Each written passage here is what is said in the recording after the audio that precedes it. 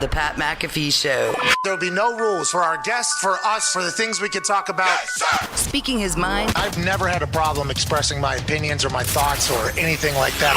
While being relatable. I haven't had that manufactured fake-ass celebrity that a lot of people have whenever they go on those big networks. I've had a chance to really build my crew, build my following, build my audience. And ridiculous. What am I supposed to do? So I'm supposed to look at something that I can definitely afford and say, nah. Is that what I'm supposed to do?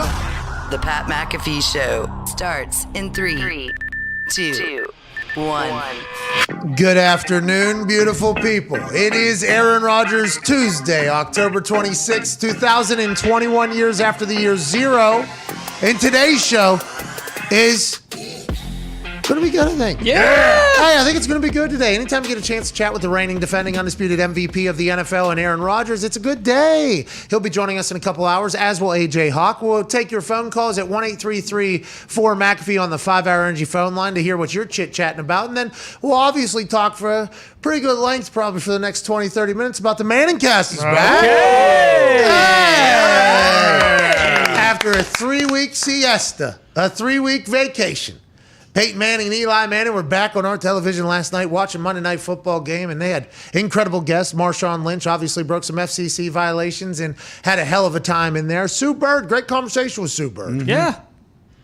Great conversation with Sue Bird. It was very awkward, but it was good. At Ty Schmidt there said a little bit awkward at the points in there. I think all the conversations could ring true that way, especially even Drew Brees in the end there, which I assume Peyton, the technology of the Manning cast is something that I thought maybe we'd be able to tighten up a little bit over the 3-week break. Yeah.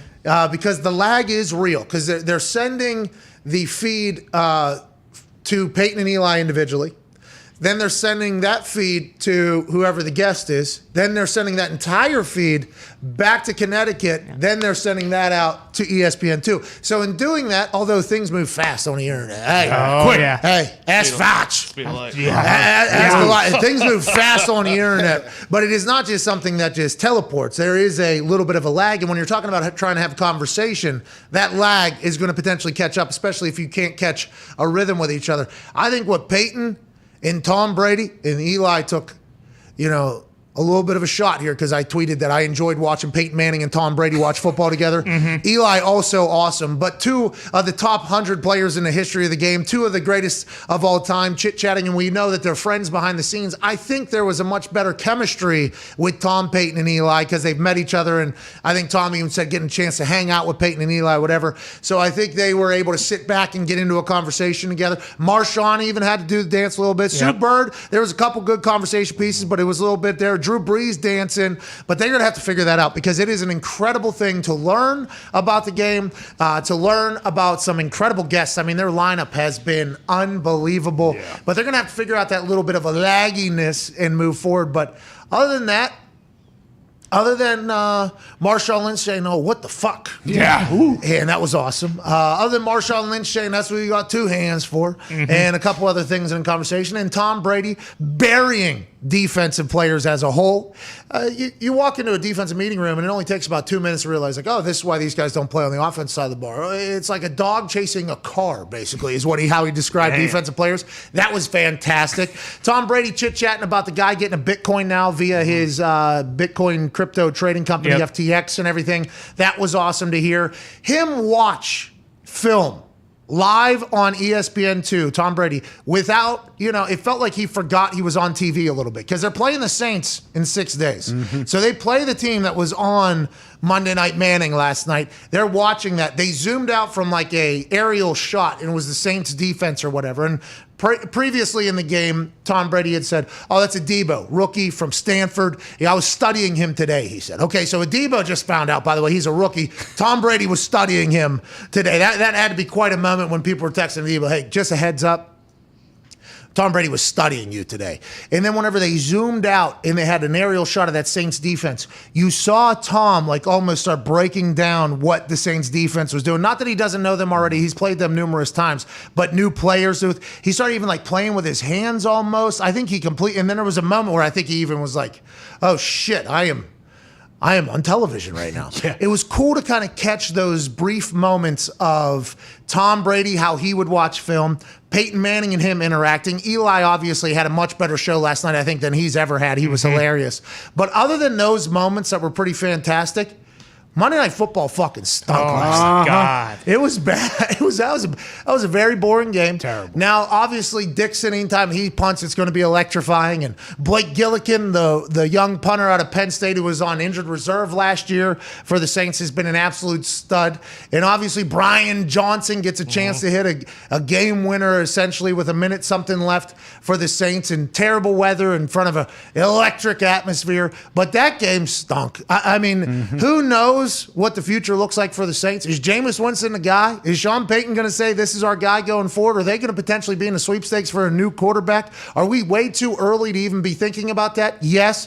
But after watching that terrible football game, it's hard not to be like, oh, both these teams stink. Yeah. And now, granted, without Russell Wilson, you're a much different team. And I think Geno Smith made some great plays. Some also plays you're like, all right, what's going on? But it shouldn't just be that. I think overall, it was just bad football. And to talk to us about bad football is a man that absolutely loves it. At Tone Diggs, did you hammer the under? The under was like 40.5 points, I think. Backup quarterback for the Seattle Seahawks. Bomb cyclone, potentially still in effect. Weather's bad. It is Monday Night Football game. Did you go under on that? And did you enjoy watching that football game last night? I don't think anybody on earth enjoyed that. It was a great football game. Yes, First and foremost. so there it is.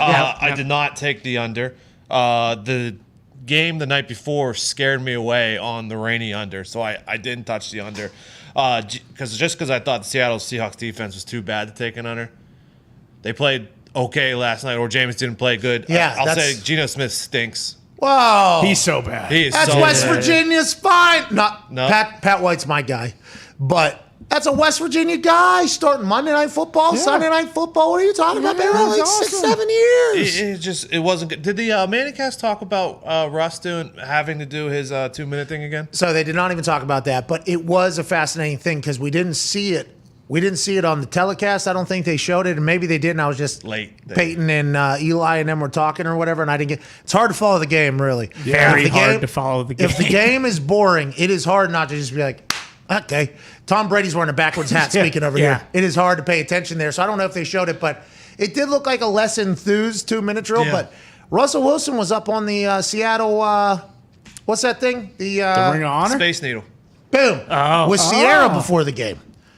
Sierra posted something. He rented out the entire Space Needle. She had a video, and it was like rose petals, flowers down everywhere. Her birthday. Yeah, she posted. It must have been maybe her birthday. That was 2 hours before the game, so maybe she was saving it from another day. Maybe they didn't do that day. But I think he went from Space Needle to potential faux 2-minute drill right to the sidelines there, and it didn't have as much zest as the first time. No. This guy's just trying to stay with it. He's never missed a game before. Doesn't want to lose it. When those imaginary defenders bite on a ball, it's nice to get a good pump fake in there and go over the top, because if he gets back into the game and there is a real defender that does that, he's going to be prepared. He's not going to be out of it. It ain't going to be like a little bit of I got to find my rhythm, find my chemistry again. No. He's doing full games before the game, mentally. And that is the reason why Russell Wilson is Russell Wilson, because he's doing Sierra birthday parties in the Space Needle. Then he's doing fake-ass games. Then he's walking through the whole game. That is what Russell Wilson does that we can't do, and that's why Russell Wilson's Russell Wilson at Boston Connor. Yeah, mental reps are important, but this guy's a fucking clown. Whoa! No. We changed that, remember? What happens if he does one of these fake passes and his finger just moves a little, and then all of a sudden, hold on, Russ, you're out for 6 more weeks. I know you're a great healer, So but you care about him too much. exactly, I want him back. I don't want to watch Geno Smith duff around and take 2 sacks on a game-winning drive with the game on the line. I don't want to do that anymore. I want to watch Russ cook, and I definitely think something that needs to be brought to light is Clyde Christensen took it on the shins last we night. were going to get to Clyde Christensen, obviously. Let's talk about the game, though, because you buried Russell Wilson. Yeah, Well, yeah, I We had are to. a Russell Wilson, pro Russell Wilson team. So, Yes. I've turned. because of Monday Night Manning. I want him back. That's my point. You don't. What about the mental reps? And that is his edge over everything. You don't think that he worries about the mental reps a lot more than he worries about maybe his finger moving from a fake pass down the sideline to DK Metcalf? Oh, imagine his. I wonder if he's so good at visualization that he actually throws it in his eyes, like he actually gets the emotions. Of, oh my God, DK is about to fucking catch it. Has there been any incompletions? I don't know. I don't know how deep. Yeah, no way. 0 incompletions. Scored on both drives, confirmed. Although Jameis was in the middle playing middle linebacker. I don't know if you saw that, and he ran to the side and almost did pick the ball off. Jameis Winston's fascinating, isn't he? Yeah. He is a fascinating he got into it with a wide receiver on the sideline, which I kind of like, by the way, for a quarterback to take that type of thing. But then you better go out and make a lot of plays afterwards. Now, he is, he's completed a lot of passes in this league. Yeah. Oh, yeah. He's a character. For a lot of yards in this league. But I do believe he is a character. Yeah. I think Jameis Winston is a character. I think he knows he's a character. I think he is probably relatively hilarious in real life if you were around him. It seems like his workouts are absurd. The things that I hear him say are absurd. But he feels like he's always Jameis, which I guess I can respect.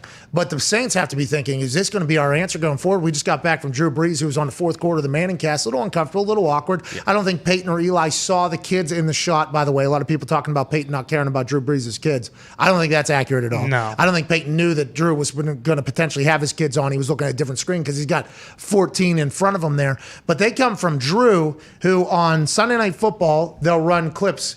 And Drew's like, definitely should have thrown it here instead of there. Instead, it's a 14-point swing because this isn't happening. That guy is no longer the quarterback. And Peyton was asking him about, is the offense the same? He goes, I guess it's the same, but it looks very different. And I think that's because the way Drew Brees would process it and the plays that Drew Brees would make maybe would be vastly different than what Jameis would do, which is why the offense looks so much different last year as opposed to this year. Maybe it's growing pains between Sean Payton and Jameis that it hasn't been as efficient. They won a game in Seattle, which is huge, against a backup quarterback, which is nice.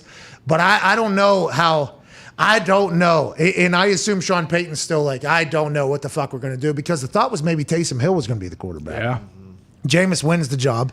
Taysom was nowhere near ready, I don't think we saw, or who knows. Is Jameis the guy going forward down there? That's a fascinating question. And if he isn't, what is Sean Payton going to do? He's not. You think he's going to draft a young and build? I doubt it at this stage. He's going to go get a veteran. He's going to go try to get anybody, I think, if Jameis isn't the guy. And those are conversations that have to be had after a terrible football game in the middle of a bomb cyclone whenever the whole world's watching. Well, you look at what these guys are making, too. Like, there's no way you can give Jameis $35 million a year. You just can't do it. I mean, they're talking about Baker Mayfield. They don't know. And, like, he looks like Brett Favre compared. Jameis is just a goofball. He's just such a goofball, and I don't know. Like, it is genuine. He's not putting on an act or anything, but I think he's proven that, like, he's good enough to come in and win you a game or two, but, like, you can't rely on that guy to win you a Super Bowl. Hey, how about him running last night? He was getting loose early. Yeah. He also had the fours up going in the fourth quarter, which I've never seen an NFL player do. Both of them. Love that. Both of them. Which is almost a mockery of it, which is why I almost appreciate it even more, because he's always that. Like, as soon as I saw him do that on the screen, I was like, okay, so he's mocking the fourth quarter thing. Is he? Yeah, I don't know. He had to be. I don't know. Because remember the look to your man on your left, look to your man on your right. Yeah, he was mocking that, I think. I think he was. I think we're misreading this entire I think he's just an absolute goof. And No way. Whatever I can't tell. What I want all to do is look to the man to your left. And Jameis literally goes, and then he looks to the man to your right, and he look him in the eye, and he goes right. He had to be mocking that person. I don't think. I mean, Jameis has to be mocking on this. He thought the eating W's thing was like the coolest thing ever, and then guys had to be like, Jameis, don't ever fucking do that again. And what if Jameis is mocking all of these things? What if he's mocking the pregame speech? What if he's just doing skits on all these things and we have no idea? Because there's no way that he was actually genuine when he looked to his right and looked to his left, tried to look into his eyes. 2 fourth quarters, no way. Is this still happening as an adult? I don't know. He has to be mocking it all. If he's mocking it, give him $50 million and put him in the next Adam Sandler movie. Because And that in the guy, Hall of Fame. And in the Hall of Fame right away. Immediately. And also to Ty's point about the $30 million, if he's more so on like a team-friendly contract, do you think that kind of opens it up a little more? He said it was humbling. I listened to an interview that he gave about the $1 million deal with New Orleans after leaving Tampa Bay and it being humbling. I think he was talking to Alex Smith. And Alex Smith has a great house. Yeah. Oh, yeah. It was like a Cliff Kingsbury type shot of Alex Smith's Zoom call or FaceTime with Jameis Winston on a TV. Jameis was sitting in the back of a room, just standard room. Alex Smith was in what appeared to be a living room that was right on the ocean front, maybe. Damn. It was gorgeous. But listen to Alex Smith talk about it being number 1 overall and then moving on from the team and going somewhere else, which is what Jameis did. He had to move on and go somewhere else. It was listening to Jameis talk about how humbling it was, and they got that $1 million deal to be a backup quarterback, and then he got to learn from Drew, and then Drew Brees said that Jameis would literally be asking 20 questions a day, like 20 questions a day, and he got his own routine and his own thing. So I don't know. I just think maybe he'd be a guy that would take a team-friendly deal. But Sean Payton is going to be the guy that's ultimately going to make the decision. And Sean Payton, is this what Sean wants to do going forward? That's going to be the conversation for the next, 10 weeks or whatever of football for the New Orleans Saints, who get a win out of Seattle, which is huge. Big storyline, though, to your point. Tom Brady and Peyton Manning burying Clyde Christensen. Messed up. Friend of the show, Clyde Christensen, actually told us about the popcorn that Tom Brady was chit-chatting about. That came on the plane ride home from the Hall of Fame. Yep. It was Tom's plane, I guess, and there was only this one particular cauliflower popcorn. Yeah, cauliflower popcorn. And he said it was the only thing that tasted anywhere near good because Clyde is a regular human like all of us who enjoys food, and he's on this plane. They just had a Hall of Fame celebration. He's flying back to Tampa, and it's Tom's plane, so TB12's all over the place. So the popcorn was the only thing. I guess he did tell us, he admitted, he had 10 to 15 bags. 10 to 15 bags. I'm so happy that made its way on to Monday Night Manning on the Manning Cast. And I appreciate the fact that both of those men took time out of the show to say, hey, a guy that we both love is Clyde Christensen. Now, I mean, they did body shame. Oh, yeah, big time. Messed up. Big time. They body shamed Clyde Christensen. Not cool. And I mean, they talked about how he is nowhere near a TB12 type guy. He's not even smelling avocado ice cream. There is zero pliability in this guy. But all you need to know about Clyde Christensen is he coached that guy, and he coached that guy, and he's coached Andrew Luck as well. So whenever you talk about who is potentially a guru in the quarterback game, who has been around the greats, who is potentially a guy who has more information on people that are a higher level than everybody else, than maybe anybody else because he has personal relationships. He was coordinator for a little bit. He did some other stuff, but just quarterback coach, you're basically an ally of Tom and Peyton and Andrew, and how do you motivate and how do you always be on call for them? He's always been that right-hand man almost for these greats. I like that his name got mentioned last night, but he did get buried. Slaughtered. Oh, yeah. Not fair. I reached out to him for comment. We have not heard back other than a statement that he is going to write a book and people need to watch it. Probably bummed. They're calling him a big fat stooge all over the air. And they were laughing right in his face. Right in his face. So hard. Which, by the way, Clyde probably was in bed. And then that guy's like 70 years old now. Damn. I don't know how old he is. But Probably pretty close. he's a lot older than anybody. He's been coaching for like 30, 40 years. Great golfer still. Can still sling the pill around. Great athlete. He's 65 years old. Yeah. Damn. He does not look like it at all, but he got buried last night. Yeah, pretty bad. Manning cast, I think it was good. I think it was good. Last night was for sure the worst one so far. Whoa! Absolutely. I thought it was going to get better. Still a fan of it. Not gonna. But why did they have such a reliance on having like 4 guests? Like, because when you get a guest that either they're not that comfortable with or they don't know very well, it doesn't enhance the game at all. It's just awkward. Like, they don't know when to speak. We're there because we want to hear Peyton and Eli. And when you get a guy like Tom or Russell in there, like, it's incredible because I feel like they know him a little bit better and they're just there to kind of analyze and watch the game and what's going on. When it's not, it's just super awkward. No one can ever really get their stuff in. And in those moments, like, you'll watch for 25 minutes and be like, oh, what the fuck is happening in the game? I haven't been paying any attention. Yeah, and I think some of the reason why it's tough to watch the game is because some of the conversation is good. Listening to Florida Tom speak last night in his backwards hat, that was awesome. Yeah, it's incredible. And you could tell him and Peyton had a relationship before and they were comfortable. So, but I also think Tom wasn't like scared of. Right. Like, I think some people have gone on. Like, I think even LeBron is like a fan of Peyton. So when he went on there, maybe there's a little bit of, I don't want to step in there. But when Marshawn was just going. Yeah. Marshawn was just going to be Marshawn. And you can put a camera on Marshawn at any time. And there's going to be moments that come out of it that are like, yep. That's the most legendary human existing. And I've done an entire 5-6 minutes on why Marshawn Lynch should be your favorite human on earth. The things that he has done and given back, the business savviness, just Marshawn Lynch is awesome. Now, he did say he had 3 shots of Henny before he got on there last night. One for him, obviously. One for Big Bro.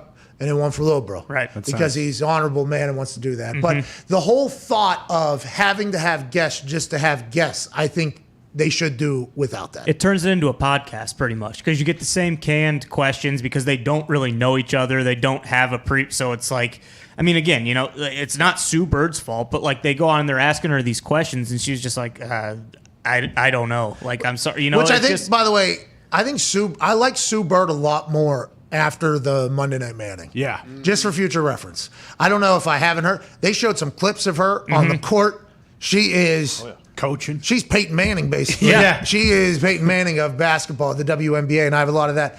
But the chemistry of the conversation... That makes a huge difference. With the laggy tech thing is a real ordeal. It is a very real ordeal. That's why I was in a very lucky spot. First of all, the game was a blowout. Shout out to the Lions. Shout out to the Lions. It was a blowout. I'm rather comfortable with the Mannings. Whether I should be or I shouldn't be is up for a full other discussion, but I know them pretty well. So I was comfortable going in there. And I have to deal with the tech bullshit every single day. So I think I was very fortunate. Now, granted, some people hated my appearance on there, and I completely understand. And there were some things I wish I could have done different, whatever the case. But that is something that has to be taken into account whenever the person's coming on. I think they should be prompted. I think they should be told, like, hey, when you speak, you got to go. If you go and then you stop and then you go, then you stop. Then you go, then you're double dutching the conversation the entire time. Not that we are experts on this, by the way. I am not saying that we are experts on this. We just happen to do it every single day. And since we've been an internet company since the beginning, we've had to deal with the tech and the Zoom and the FaceTime and everything that is currently happening all over the place. So you just got to go, though, I think. And that's how they make that show better. Because I think at certain points, too, like when guests come on there, like they don't really know what their role is. Like they don't know what they're supposed to be. Like, I mean, you're comfortable and everything, but you also knew, like, hey, late in the game, like, I need to bring, like, there's a reason they have me on here. Yeah, exactly. I need to bring energy. Like, no one is really watching this for the game anymore. They're watching it for, and then granted, like last night, it's a close game, but it's like the game stunk. Terrible. It was terrible, and it just like even with Brees, you expected some good like. But it was the same deal with the Favre. He comes in, you get stepped on right away, and then it's just like, okay, well, gun-shy. It's their show, so I'm going to be, patient and wait. But Peyton's just going to keep going. And then if there is like that like little hiccup, like Eli thinks like, okay, well, maybe I'll try to like steer this a different way. And it just Eli had his best show last night. He did. He was very good. And he was in the middle of a storm. He was watching the game on a fucking phone. Yeah. that was lagged behind the lag that was going on. He saw that actually him getting excited about the touchdown on his phone was a cool moment. The best part, and this is not a knock on any of the guests, because I was a guest and I do appreciate, the best part is Peyton getting genuinely pissed off about bad football play. Yeah.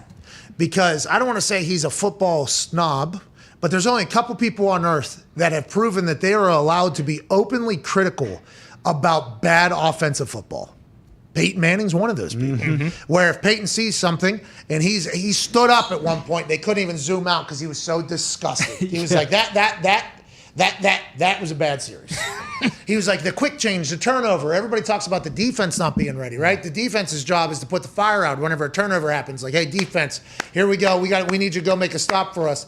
What he was saying is something I'd never heard before, actually. The offense sometimes isn't ready for a quick change, a turnover, to get back on the field. They might have been in the middle of some of their adjustments, so they just kind of mail it in with a run, another run, and that's exactly what Seattle did immediately following the turnover. And as soon as they hand the ball off, he goes, the first down, he goes, they weren't ready. And then they do it again, and then there's an incomplete pass or whatever. And it looked like he just wanted to say, all right, this fucking offense coordinator for Seattle needs to be fired. Okay, this is not NFL football. And whatever Gino is, we need to fix this as well. It was just a very interesting dynamic. And with Gino there, add on the fact that he took Eli Manning's job at one point. And they were still, they rarely bury the quarterback. They try to talk about decisions that are made or a player, the way, you hear some ex-players be like, well, the running back was trying to make the hole bigger or whatever. Peyton's like, just fucking hit it. Like, what does that guy even do? Like, that is how Peyton was at practice, by the way, too. Like, hey, listen, just catch the fucking ball and run down the field. You just, hey, this isn't that hard. You run right there. And it's not like there isn't any empathy in there, but listening to Peyton talk while watching a game, you can see exactly how he was almost as the quarterback for a team, which is also the coach for the team, the GM for the team, and also the strength coach if he had to be. I mean, that is just watching him react to shit is almost the best part of it. And then Eli knowing what potentially will set Peyton off in trying to throw some shit in is also amazing part. So to your point, I don't think we need guests just to have guests. No. Because we're potentially missing Peyton dissecting some offensive coordinator or some defensive coordinator that's doing something because he's trying to make somebody feel welcome on the show. And it's like, I understand that you're not a natural host. Peyton doesn't care about these questions. I mean, I'm sure he's excited to hear the answers, but he's more, I'm into the football, and we miss out on some of those moments, I think. Further to those points, maybe a little bit deeper thinking needs to go into who the guests are, too, because bringing Drew on, I get the thought of, the Saints are playing, let's get Drew in here. He's played the Seahawks multiple times, but he's not going to be critical of Well, I don't think anybody wants anybody to be critical. No. But you could see if he felt awkward, I think, because they asked him about the offense and why it's different. It felt like he didn't want to bury Jameis, and he was trying to dance around that. And it's real, though, because Drew was probably like a play would happen. And for those, I got a chance to be on it, obviously. So you look at your screen or whatever, and this whole thing is the game, basically. So it's like the program, and then the guests are just like right here. So you have the game on. Because I was wondering, if I'm watching the game on my TV, is it behind? Right. And it was, by the way. This one was ahead of what you were seeing. What I was seeing on TV. So you are acting, because then a delay from that shot goes to ESPN2. So you're watching it live on the screen or whatever. It did seem like there was a couple times where Drew was watching it, and there's about 7 different decisions he would have made in one particular play than what Jameis did in the exact same offense that looked much better whenever he was playing quarterback than what he was. Also, it's disappointing. Like Drew's a quarterback. He was one of the best quarterbacks of all time. And they're like, Peyton asked him, how would you attack this Saints defense right now? And all he said was, I'd throw it to DK Metcalf. And maybe that's the right answer, but like he could have given a better answer for as for his football mind than I would throw it to DK Metcalf. Well, and on that point, this is why Peyton and Tom having a relationship is so good, because Peyton told a story about how Tony Dungy did an interview. He's like, here's how you beat Peyton Manning's offense that we are currently running. And Peyton was like, Tony, what are we even doing? So now we got to change things up. He said, so Tom, I asked you this question. How do you stop the Bucs offense? And Tom goes, I like it whenever, get up in our face, man to man. One-on-one. Yeah, he goes man to man. That's the only way you're going to stop the guys. You got to get there. That was a funny moment where you knew Tom and Peyton were exactly on the same page. Yeah. And that's like when Drew doesn't go in or dive in. I don't know if Drew's like thinking like, oh, am I going to set myself up for a gotcha moment here or not? It didn't feel like that at all with some of the people that I think Peyton has had a great relationship with, where they're just flying in there. But it is a podcast that's happening while a game is also there as a potential distraction or conversation piece. I just think that should become more of the focus in watching, one of the GOATs lose his mind to bad football. And that game last night was filled with it. I mean, that game last night was absolutely filled with it. I don't know if I should say that they shouldn't have non-NFL guests on there, because there could still be some good conversations if there are guys who are close enough with, but I feel like it needs to be a companion piece to the game, because when it's not a football guest, it really does feel like they're just taking a break from the game, and then something will happen and Peyton will kind of get excited and try to but the people just don't really know how to, they're obviously not on the same wavelength as Peyton is watching the game. So if it's not a companion piece to the game, it does feel like it just kind of falls by the wayside. And by the way, last night's Monday Night Football game was a perfect game for the Manning cast. Yeah. So that's why the Tom Brady segments and, the Marshawn Lynch clips, and then some of Sue Bird I thought was, I learned about Sue Bird during. I didn't expect to learn about Sue Bird in the middle of watching Monday Night Football. It's kind of, I didn't expect that to be a thing, but that was nice. And there was a couple moments with Drew, but he was very, very, very tight whenever he was talking. I think it's because his relationship with Sean Payton probably, and the Saints as a whole, and the city of New Orleans. Even though the mayor fancies Russell Wilson. You remember that? Oh, yeah.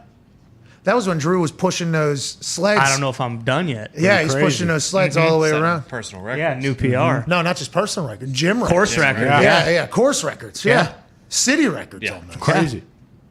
But I think he has such a tight relationship, he didn't want to say anything about potentially. Yeah, no, he won, so. Like, there was a moment last night where they asked Drew about the protections in the offense and who calls the protections and sliding and protection and whatnot. And Drew said, I always called them, when it was clear last night the center was calling them. Kamara missed a block. Jameis got sacked. And it just kind of made Jameis look bad because Drew was like, from the moment I got there with Sean Payton, I called the protection. But also in that conversation, Peyton and Drew said like that they felt like that was a part of their process. Like that was a part of it. So I think they did give an out that like not all quarterbacks do that. It was just a part of what they do.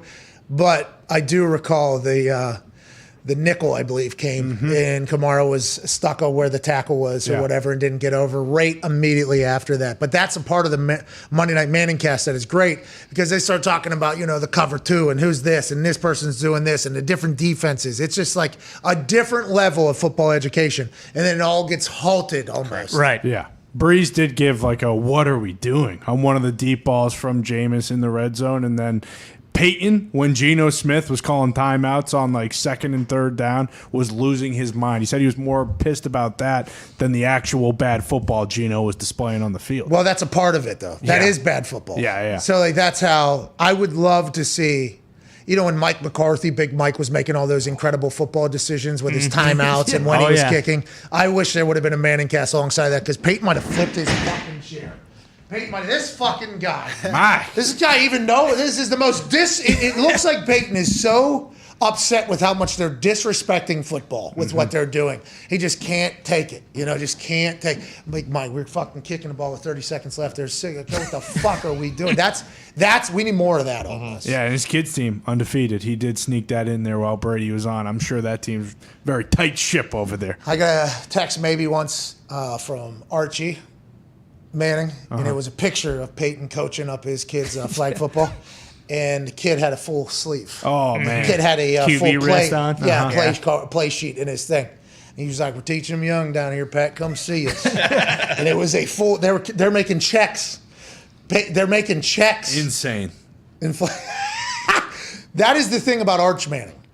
So Arch Manning is faster than every other Manning. He seems to have the same exact ability to throw the ball as every other Manning, which is inaccurate and timing and everything like that. But also, he has been taught by not just Archie, who obviously grew up teaching Coop and Eli and Peyton, and they were in the football world. But now you got literally two of the biggest. I don't want to say Peyton's like, I hate saying football snob, but Peyton does not like bad football. Yeah. Think about Arch having Uncle Peyton, Uncle Eli, Grandpa Archie, and Coop knows a lot about football. He's been into there as well. Imagine just the questions and the conversations and the things to look for. If Peyton's putting a play sleeve on like an 8-year-old, think about what Arch Manning has been doing his entire life. Yeah. I bet you dissecting high school defenses, and we talked to Todd Haley.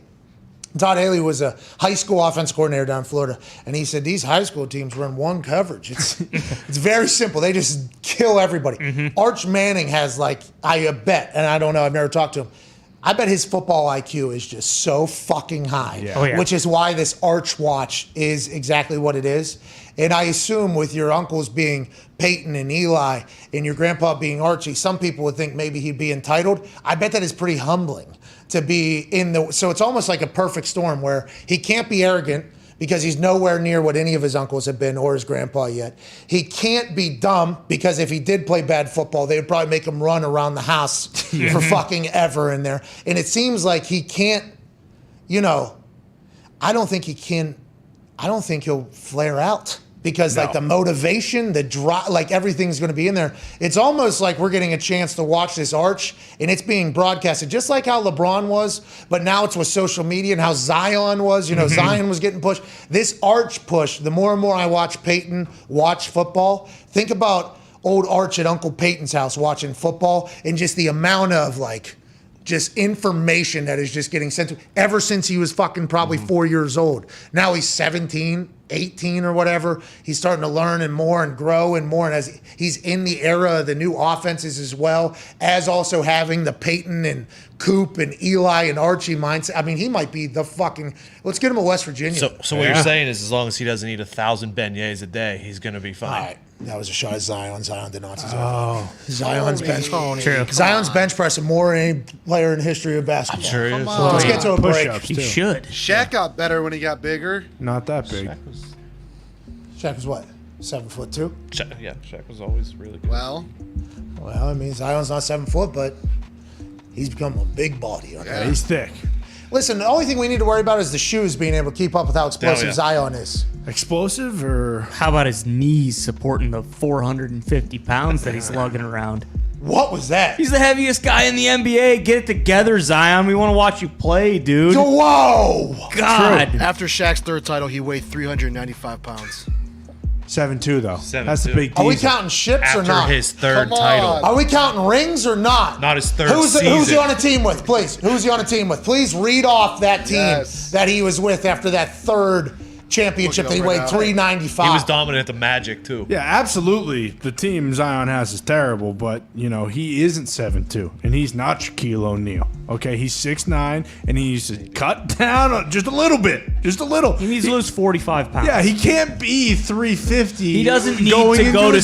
season. He doesn't need to go to Smoothie King 15 No. times He a eats day. because it's he's the unhappy. sponsor of the arena. He does eat because he's unhappy because the team he's on. He's unhappy because stinks. he eats. Yeah, well, all right. Get him some of the Taylor's cauliflower popcorn that he can't be Yeah. having fucking, zebra cakes and We don't Twinkies. know. That's all muscle.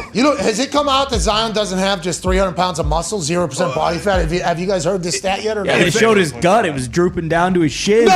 And if that was the case, Zion! yeah, the Pelicans training staff wouldn't be coming out saying, "Yeah, he's well over 300 pounds. We can't have this." Right Yeah, now." but the Pelicans training staff is part of the same staff that said this guy could only play a minute and a half a quarter his rookie year. So who knows who's saying what around Well, here. they're the ones buried him saying, hey, Jesus Christ, this guy's the fattest guy in the league. And they're also, are we gonna do? They're also, no, we're not introducing him last either. We're introducing him fucking second. And let's not act like the Pelicans have been the greatest organization. He needs for like 15 minutes to sit down and catch his breath, so he can't be the, He They could have did. played the entire game his rookie year. Yeah, he could have easy. played. They were pulling him. He was shooting 85%. They were on national TV because of it. They said, we hate it. Put him on the bench. Yeah, and they tried to reteach him how to run. I don't think that was very necessary either, but they still tried their best. This is his third coach in 3 years. They Give the guy stink, a dude. break. Coach killer. Coach Good, you are an asshole. Let's get to a I thought he was a break. couch killer. Gee, Zito. I'm with Zion. That's not what it sounded like. Or That's not his what- coaches telling him to eat 15 Whataburgers a day? I don't think so. I think that's a decision he's making on his own. That makes him a good player. Also, I think it's only his second year, right? Can we just fucking roll the ball on the court and let him play? No, it's his third year. You didn't see him any last year because they weren't on TV ever. Yeah, Oh, okay. Van Gundy I last thought year. you introduced him last year. No, it was 2 years before 2 COVID. I thought COVID was 2020. COVID, no, life, bubble. He was in bubble, remember? That's right. Yeah. Then- Bubble wasn't. Wow. Yeah. These years are just meshing Yeah, together. yeah, they're all kind of Pat, good. this is a total waste of time. He hasn't played a minute this year. What is this? Oh, we're only 3 games I'd in. like it to be known he doesn't deserve this. I agree. No, From I these want to two. see him perform. Yes. Oh, fuck off, Coach Killer. You guys need to relax on Zion. Zion's just trying to do whatever he can to get to another team. Yes, and we just want him to be on the court, and we also want him Is to this live a his healthy way of getting life. to a different team? We're not talking about basketball. This anymore. also Basketball could be a stinks. James Harden type situation where it looked he just had like a massive Bad pillow year. under his Yeah. shirt Yeah. and then got traded and was like, oh, actually, I'm not that fat. Yeah, actually, let me trim my hair real quick. Yeah. Oh, yeah. Oh, I lost 40 watch pounds. this. Oh, my God. I look much better than you all of a sudden. Yeah. Hey, that net situation's only growing. There was protests outside. Oh, yeah, huh? Kyrie. How the That's Lakers turning. doing? I saw LeBron James told somebody, be humble. He's going to beat the shit out of him. Yeah, that's right. I like How about that. them Little Bulls? fire. Little fire. I like yeah. that. Bulls are one of the best teams in the league now. Undefeated, baby. All right. 3 games in.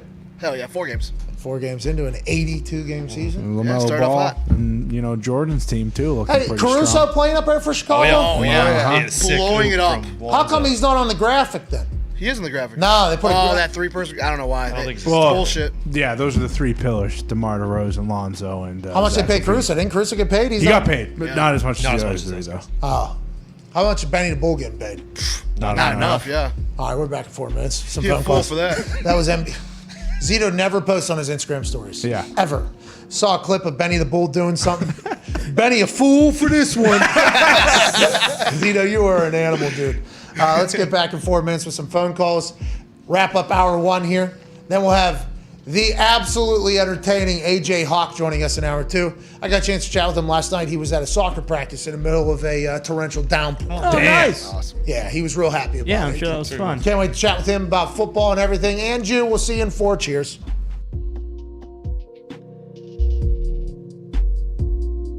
We'll see if they're able to continue to win with no indoor practices. I am going to keep hammering that drum, and not because it's a bash or a knock on the fans or the players or it's a knock on the fucking ownership. You got a great team. Invest in the team. You know how you'll make more money, Brown family? If your team keeps fucking winning. Do everything you can to get that team to win. Because once that happens, you'll be raking in the cash because jerseys will sell, primetime games will happen, tickets will be sold. You can even raise ticket prices. Think about that. Yeah. Oh my God, that beer that you're already charging $5 if the team's winning and not stopping winning, guess what? $8.50. Yeah. That's $3.50 per Cincinnati, and that's house and beers. That's a lot of fucking beers. That's a lot of $3.50s extra that you could potentially get if you invest in the team. That would be great. Don't fuck up Joey Burrow's career and Jamar Chase and Trey Hendrickson. They have a chance, AJ. Did you think that it was more a negative response to the I still own you thing? Because I'm going to be honest, maybe I just have too many blinders on. Everybody I saw loved it. I mean, Chicago isn't going to love it, but everybody, like, I don't know if you heard Darius Butler came on yesterday. He was like, to see a quarterback act like that is awesome, because normally quarterbacks are always the right answer, and I think this is what you're referring to. Always in cliches, always working hard, always this, and as soon as you step out of line a little bit, I could see there being a little bit of negativity, but at this point, wasn't everybody on your side, or was there people actually attacking you in this particular world? Well, I don't know about attacking. I mean, Tom sends me choice articles from time to time about what is being said about certain things. I mean, my teammates and the organization, I think, really loved it. I think most Packer fans enjoyed it as well. Hey, we loved it. Hey, we loved it. Cito? No, hated it. Oh, okay, see, it's from Chicago. He was supposed to hate it. He was supposed to. I saw Olin Kreutz said he wanted to punch me in the face.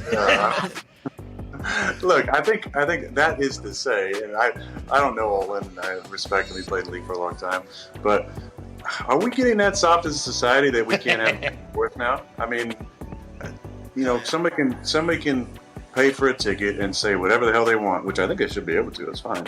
But the one time you say something back to them, that gets caught on it. That gets caught on hot mic, which, you know, like I said, there's a lot of stuff that gets said from time to time. Now it's that, you know, I've disrespected, you know, an entire city and organization and my own organization. Well, and Justin Fields, you said Justin Fields stinks whenever you told Chicago that you owned him or whatever. You're an asshole. I guess I did see those. I'm sorry.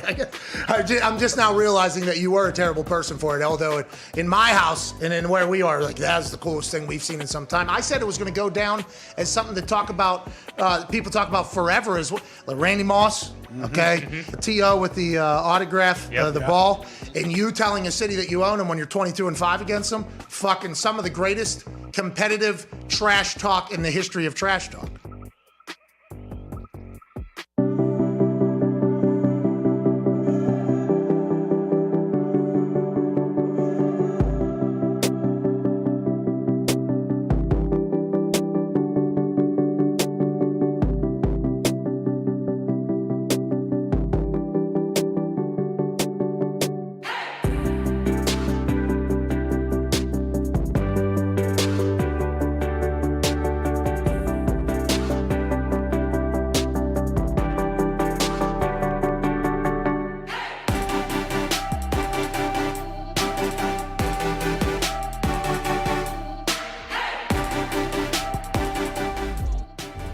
This is the Pat McAfee Show on Sirius XM Mad Dog Sports Radio. We thank you for taking the time to seek out this small regional show that streams internationally. Here's Pat and the boys. Welcome back to that show. Today's show is presented by Arby's. Ooh. If you somehow missed out on the real country-style rib sandwich, what are you doing, dude? Come on. Make a huge mistake.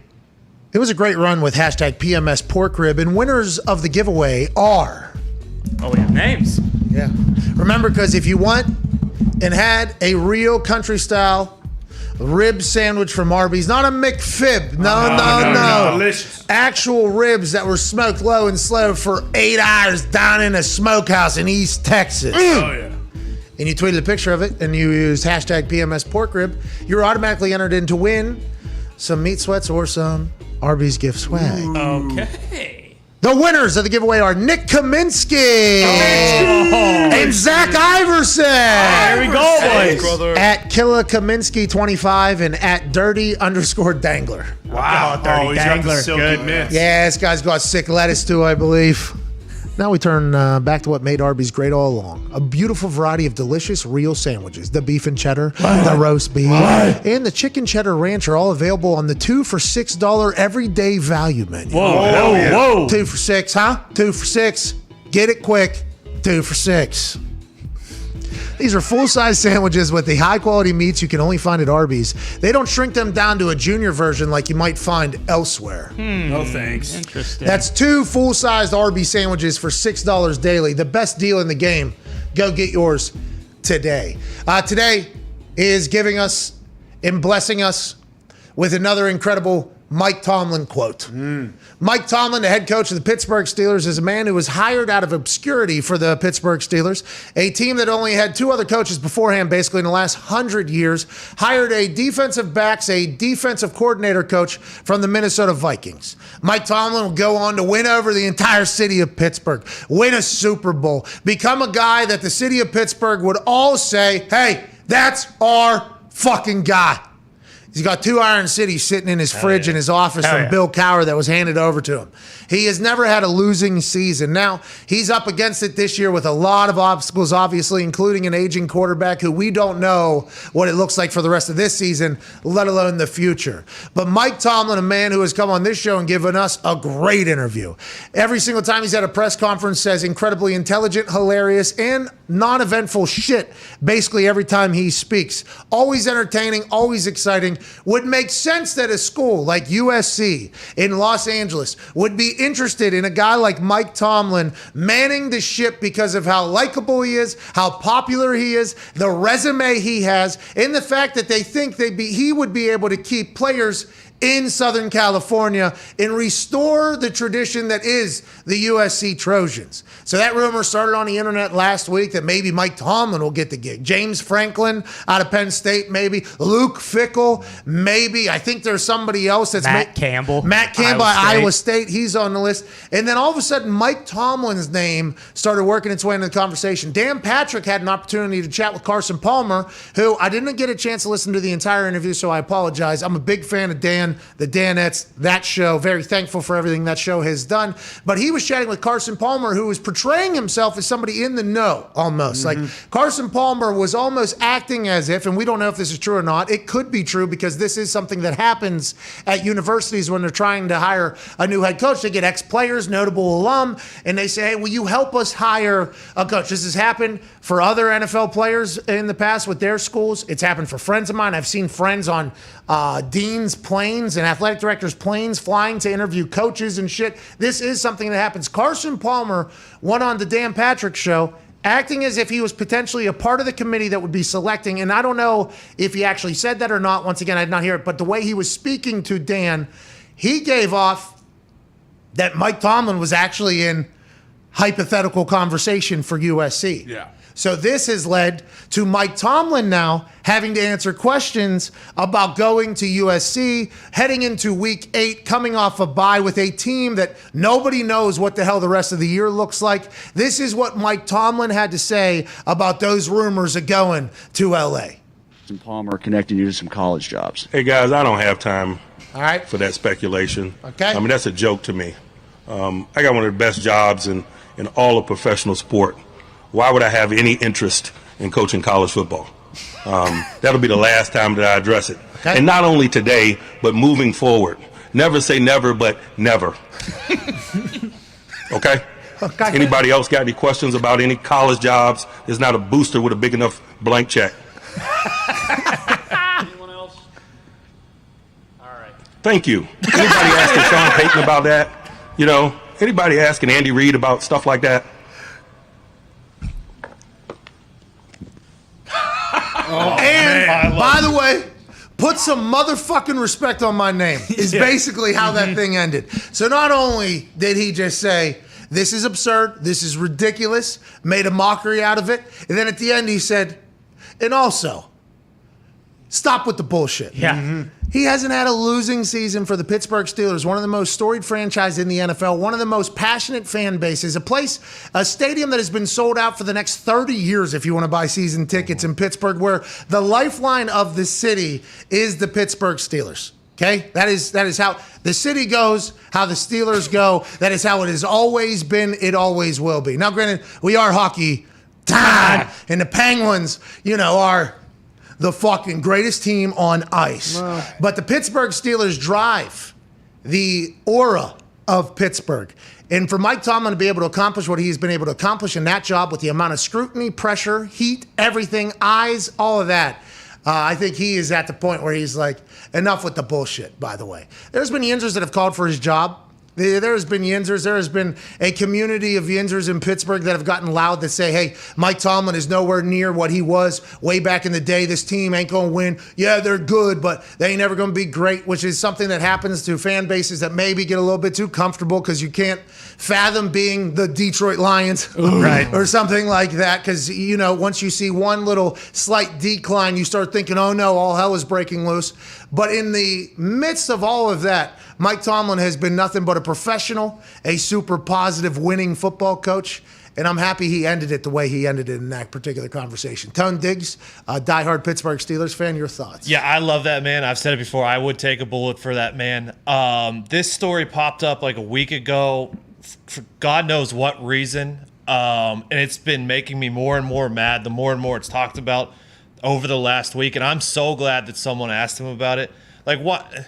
We talked about it earlier. Like, yeah, because Tomlin wants to go recruit for 12 months a year, go into children's houses and have to sell parents on why they should come. But listen, I obviously biased, but like Steelers are one of the better organizations in the NFL. They've had 3 coaches over the last 50 years or whatever it is. Like, this is a marquee job, and Tomlin's not leaving for anything. And the people that think he should be fired that you reference are fucking idiots. And thank God he said this day. I love this man so much. I do too. I enjoy Tomlin a lot. Now, granted, he was the one who put me through my workout on my pro day. I was not invited to the combine, so the pro day was literally the thing that got any eyes on me. And Mike Tomlin led the workout, so probably more people are going to watch it if that's happening. So I have a personal debt towards Mike Tomlin. But as somebody who grew up in Pittsburgh with a family that bleeds black and gold down.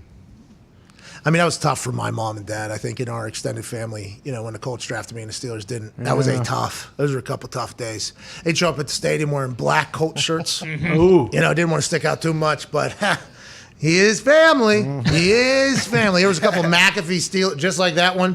There's a couple of those. The Steelers actually sent me this. Shout out to the Steelers for this. This is very nice of them. There's a couple of those in the stands actually during games. It was like, I love you, man, but...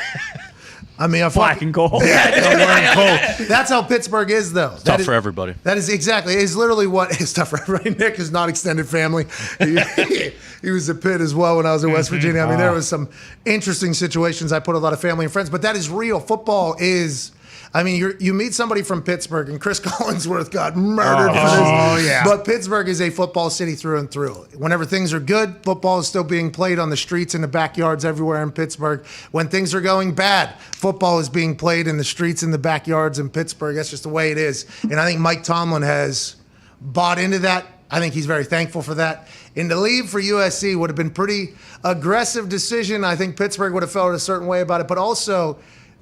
Carson, I think he was talking as if like he was in the know. So did USC actually think they were going to be able to put a pitch together? And then you hear Tomlin say this, and they're like, all right, well, go ahead and throw that.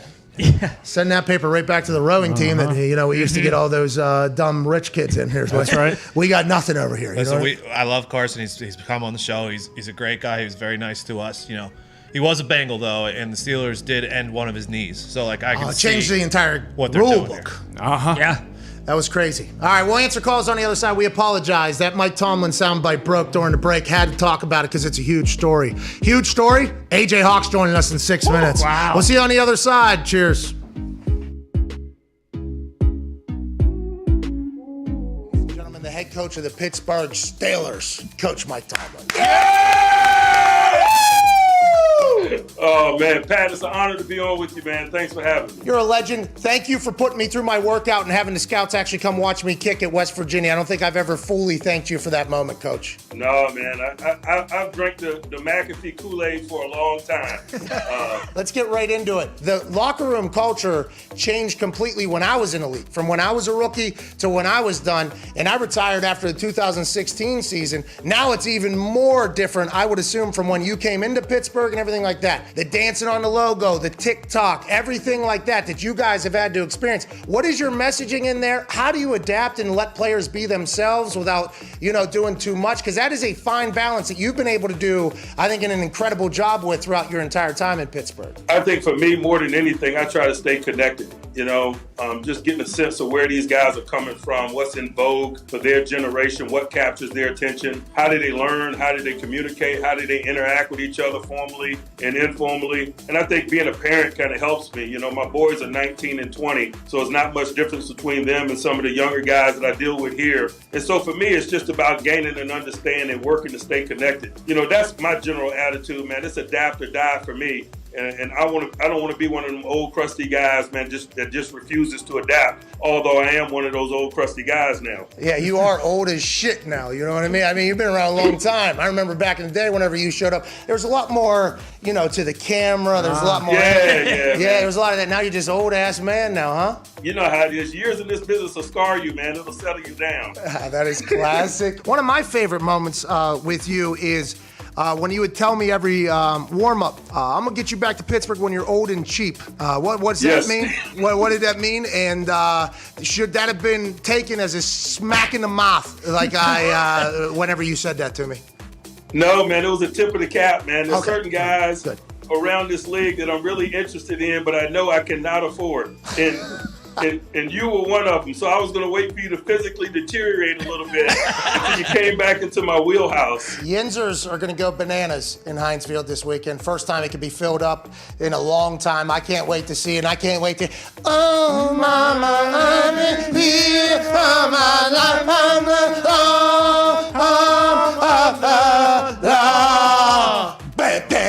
Is that your alarm clock? Yeah, just say yes, by the way. Yeah. It's my ringtone. It's my alarm clock. We appreciate you, Coach T. Last question before we let you go.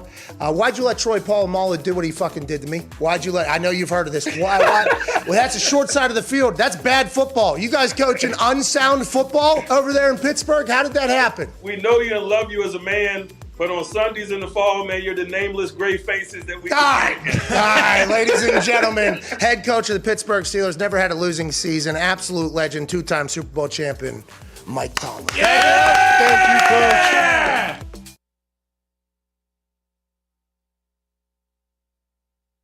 You actually had a chance to coach one of the smartest humans to ever play in the NFL, and Andrew Luck. And I've told this story before where he made a check in the OTAs and the walkthrough, like the first one he was at, that the rest of the team didn't even know what it was. It was his first day on the practice field, his first day of practice, and he checked out of a blitz. Was that true? And was it at that moment you're like, oh, okay, we got the guy? Is that immediately how that thing happened? And did that thing actually happen with Andrew Luck? Yeah, so he finally shows up, and he's missed the lion's share of the whole offseason. No offseason program, no OT. He's made one rookie mini camp, and then he's gone. And he finally shows up. We get out to practice, and we're, like you said, we're in a walkthrough, and BA calls a play, and he goes to the line of scrimmage.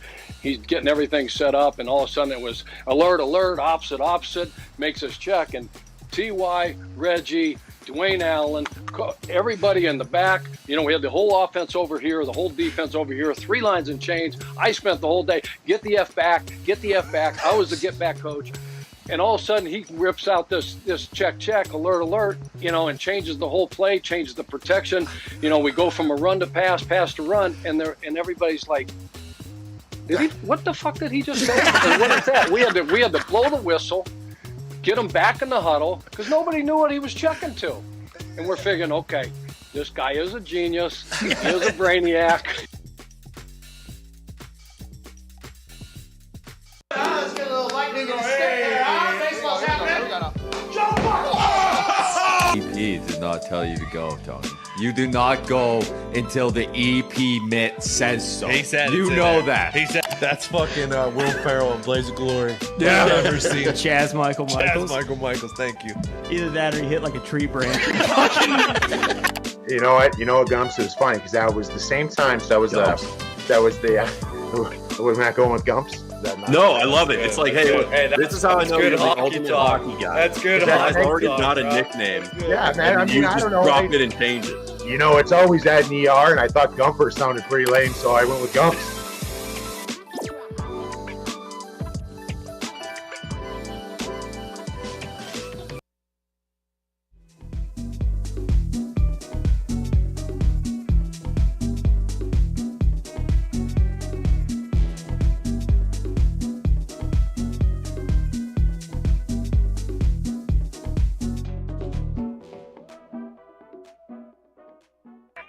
The Pat McAfee Show.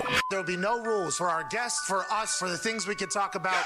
Speaking his mind I've never had a problem expressing my opinions or my thoughts or anything like that. while being relatable. I haven't had that manufactured fake-ass celebrity that a lot of people have whenever they go on those big networks. I've had a chance to really build my crew, build my following, build my audience. And ridiculous. What am I supposed to do? So I'm supposed to look at something that I can definitely afford and say, nah. Is that what I'm supposed to do? The Pat McAfee Show starts in 3, 2, 1. Welcome back to that show, hour 2 on this Aaron Rodgers Tuesday, October 26, 2021 years. I was told there is no year 0. Oh, yeah, there isn't. Wait a minute. So, welcome back to the show. Uh-huh. So, somebody tweeted me yesterday. I literally just thought of this. So, if we're in the year 2021, there would have to be a 0.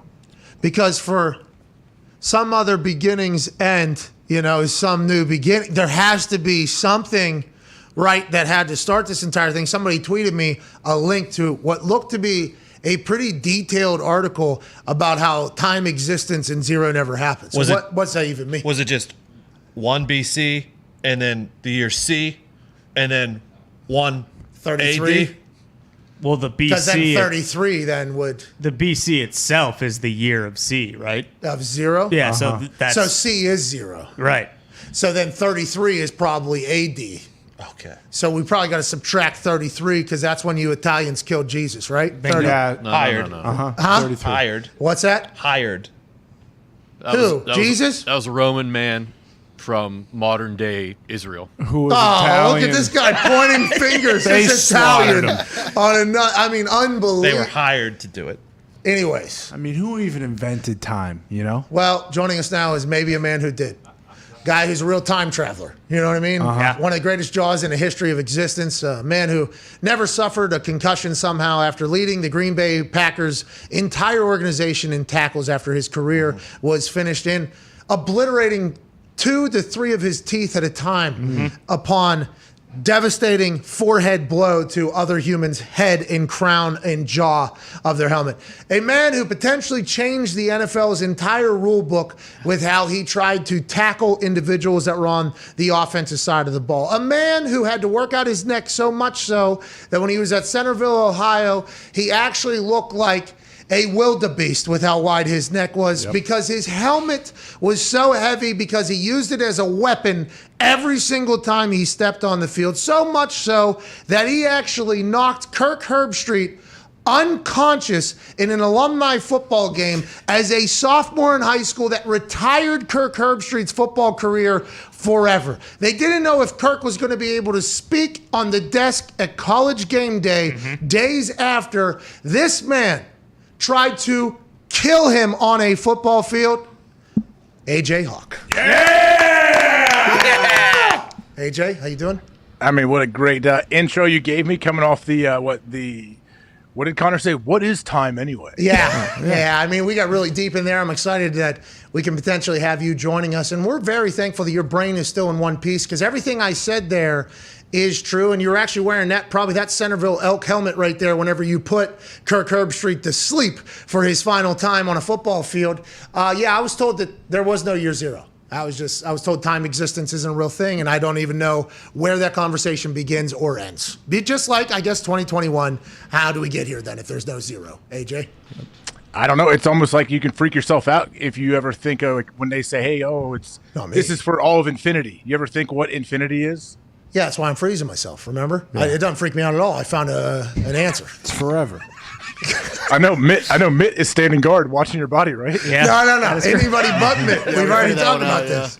But yeah, I can see how that could potentially freak some people out. I got the answer. We're just freezing our bodies, okay? And then whenever they create the cure, boom, you're back in the game. Here's the cure. We're back for however long until the next thing. And if they don't have a cure by then for whatever it is, guess what? Back in the freezer, son of a bitch. That's where I'm headed. And then bang, we cure it. We live forever. This is going to be cool. We're going to see infinity. But there is all those theories that, the world's going to blow up, tomorrow? Mm-hmm. Yeah, sure. Maybe next week. We got 4 years, 5 years, 7 years, What? 8 years. What? Maybe next year. What? Last year was What? potentially. I mean, there is all those conversations happening. And that is not for us to talk about because we are two dumb stooges that talk about sports. Speaking of the sports world, last night's game was terrible. It was a bad football game. Loved what Dixon and Gillikin did. The punters for their respective teams, the Seahawks and the Saints. I'm happy that the Saints got a win. They didn't cover. Kind of fucks our overall record for the weekend. But that was a bad football game, AJ. That was a bad football game out there. Yeah, it was a bit cagey, as Gump would say. This is one of the first games, too, on Monday night that I strictly was 100% Peyton and Eli. I didn't go back to ESPN1, which I feel bad for the main crew, but Peyton and Eli are great, man. Tom was great on there. Obviously, Drew, awkward when Peyton asked him, like, hey, what's different about the offense now? And he just laughed awkwardly, and then they went to break and never really answered it. Like, what was that about? Okay, so where's some? All right. AJ once buried Drew Brees. All right, there was a little bit. I'm wondering why it was a weird question. Even Peyton said going break. I know it's a hard question. And they went to break. It was great, but what was difficult about it? It was uncomfortable. I think Peyton recognized how uncomfortable it was. Why was it uncomfortable? Because I think Drew Brees still wants to play. So every time you hear him talk, Drew Brees still wants to be playing right now. Drew Brees. Are you thinking he feels like he was pushed out? I don't know if he feels like he was pushed out or if he maybe made the wrong decision or if he still thinks he has it or I don't know what it is. But this is one Stooge's opinion. This is not how everybody should view. This is not a matter of fact. This is just listening to him speak and seeing the way he acts after the incredible career he had and how this had gone on for years. And when we asked him down at Radio Row before he elbowed Ty right in the back of the head, after he delivered me an incredible smoothie. I mean, it was a good conversation.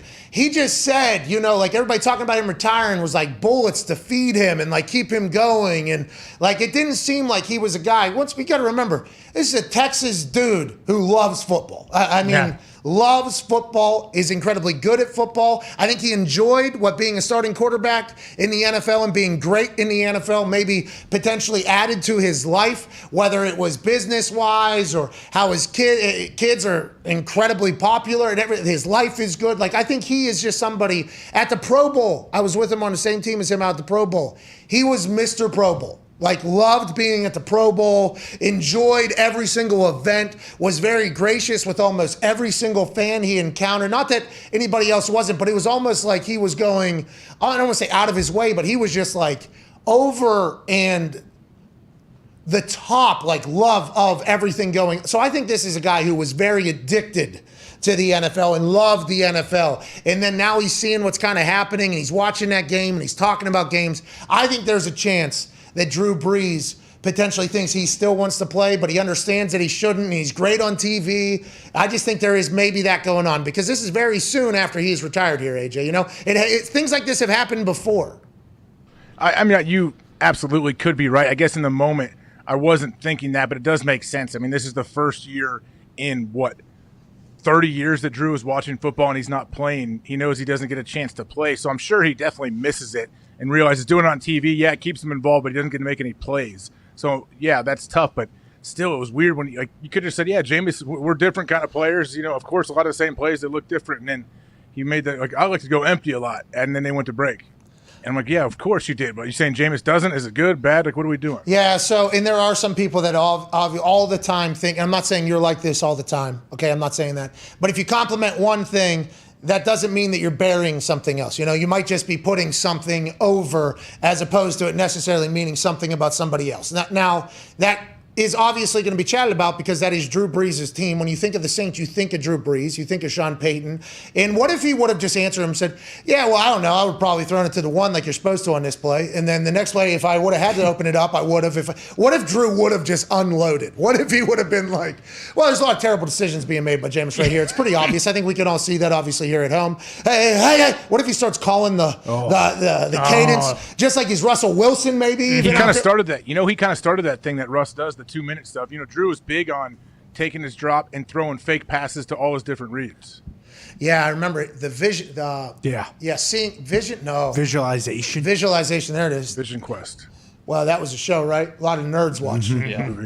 Yeah. Shout out to you nerds, by the way. Shout out. I heard it was good. I'm sure it was good. But yeah, the visualization thing. I think it was made popular mostly by Tiger, wasn't it? I'm trying to. I mean, visualization's been around, but like to actual visualize and like not have a ball with you and do all that, I think Drew kind of brought that to football, maybe. Okay, yeah, he might have, maybe legitimately might have, but I think like Tiger was very big. I think as a kicker, right? A lot of people try to teach you up and coach you up, and it's like, oh, you got to visualize thing. And then there was always this story about how Tiger could visualize his shots and shape his shots, and he would experience them before they would even happen, so he was much more comfortable in the moment. And then as I was in the NFL, I slowly learned after watching Adam Vinatieri and hearing Jim Caldwell talk about the fact that if you can put yourself mentally in practice in a moment, that is a game changer. If you can actually be 3rd and long or 2-minute drill, no timeout on the practice field on Wednesday, on Thursday, on Friday, if you can somehow trick yourself into having the same amount of anxiety, the amount of pressure, the amount of as if you're in the moment in practice, the game gets a lot easier. And I'm going to say, as somebody that got a chance to almost start doing that, I would say when I was in high school, like, okay, if I make this kick, I get $1 million. And then I would act like that was pressure. And I'm like, hopefully this will come one day. But it isn't until you start like actually visualizing and like seeing and like taking every rep as if it's a real one. It wasn't until I got good. Now, granted, I've never done it without a ball. That would be awesome for a punter to do it. I would like a punter to start doing that, please, actually, to take a fake snap. Oh, shit. Yeah. And then doing an entire thing. That would be awesome. It probably makes it a lot easier. But I think doing it when you know every camera is going to be on you is what everybody is mimicking and mocking. And I think that is the flaw in the entire thing, potentially. Yeah, and Russ, of course, I understand he's got to do it on the field. Like, where else are you going to do that? You get the real feel for it. And I know it's a real thing, like visualizing what you're doing. If you can take yourself mentally through that rep and you're taking a drop and you're making a throw, like, those people will tell you that counts as like a real rep if you truly are purposeful with your practice and you're doing all that. But yeah, you're right. When there's a sky cam and then there's 7 other dudes with the steady cams, it's just tough. It is tough. Connor said he was worried he was going to hurt his finger. He really let one loose, he said. He said he really let one loose. What if that thing moved? Was he clapping to break the huddle? I hope he didn't clap. Yeah, he had to sneak it in. Jameis Winston was coming over the top. He almost laid out his receiver. It was tough. Let's talk about Jameis. All right. Is Jameis mocking everything? No, I think Jameis is just the man. Like, I just think he is such a unique, off-the-wall character. Okay, so, all right, now this, I enjoy him, by the way. I enjoy him having an interaction with his wide receiver if they weren't on the same page, and competitive juices can fly. We've seen this thousands of times on a sideline of an NFL game between coaches, players, and players, but not even that. Just everything Jameis does. Do you think it's all a mockery or not? We got into this conversation in the last hour. Like when he was eating a W, was he mocking the pregame speeches that normally happen? When that another pregame speech was going on and he was told, look at the person to your left, and he literally, he went like this, and then he said, look him in the eye, and he I thought he was mocking this speech. Like everything his workouts, is he mocking workouts when he's laying on a Bosu ball doing dumbbell bench? Is he mocking all of these things? Or is this just there it is. I mean, that is obviously a mockery, right? I would have popped and laughed so hard if I was in the huddle and I saw that. I don't care who we're playing, who's speaking, how it's going. If I witnessed that, is he doing that as a joke, you think? Or is that's just who Jameis is all the time? That is Jameis. I think it is That's him. amazing. Now, if he was doing like the greatest, most consistent troll job ever, that would be equally amazing. If we find out about that 35 years from now, then this dude has a lot of commitment to the gig. But no, I think this is him, and I think he's just. I appreciate that he's letting his personality show. Me and Connor actually did get to the agreement because Connor is on the firm belief that this is not a mockery of everything. No way. He thinks just like you that this is him or whatever. There's too many times he's done it. Oh, like this is just him. What else are you saying? I'm saying the videos of him dancing at practice, like all of it is awesome. I'm the hardest working Worker. quarterback in the NFL. I know Dak's right there. Think about everything he does, because that would be mocking a speech that is given at youth camps. Yes. That is exactly what the mock speech would be. So I'm in the camp firmly that this is all a mockery. No. Yes. I think he is playing chess. I think lives this is for it. Closed Sicilian by Jameis Winston. And we're going to find this out 15, Just 20. to entertain himself, or what's the end game? Hopefully it's like some documentary. There's no way that this is just how. Coffee. Jamie Coffey. Okay, here we go. That's Yeah, I mean, that's James. A lucrative acting career, perhaps. He's just goofy. He's a goofy, fun guy. I fucking love it. Because that means he's always like it, by the way. Because in every situation, he is always Jameis, which I respect. You think he's a guy going for it? You think he's a guy long term down in New Orleans? I don't know Sean Payton at all, aside from, what's up, Sean? What's up, Pat? All right, Sean. All right, Pat. At a golf tournament I was invited to down at the Greenbrier in West Virginia. He was there. We showed up late. We missed an event, and kind of our fault. We had 15 people with us as well. We disrespected the entire situation. Played barefoot. Me and John Daly won. But I got a chance to chat with him very quickly. That was literally our entire interaction. The fact he knew who I was, I thought that was pretty cool. This guy seems like a good guy. I don't know him at all. You know him a little bit better than me. Don't you out there at Tahoe? You guys ever get to talk? He's a part of that thing, isn't he? Yeah, he's out in Tahoe, and I was lucky enough to play with he and Strahan on Sunday this past year. What's he like? So he's terrible at golf. What is he like? He actually played pretty well.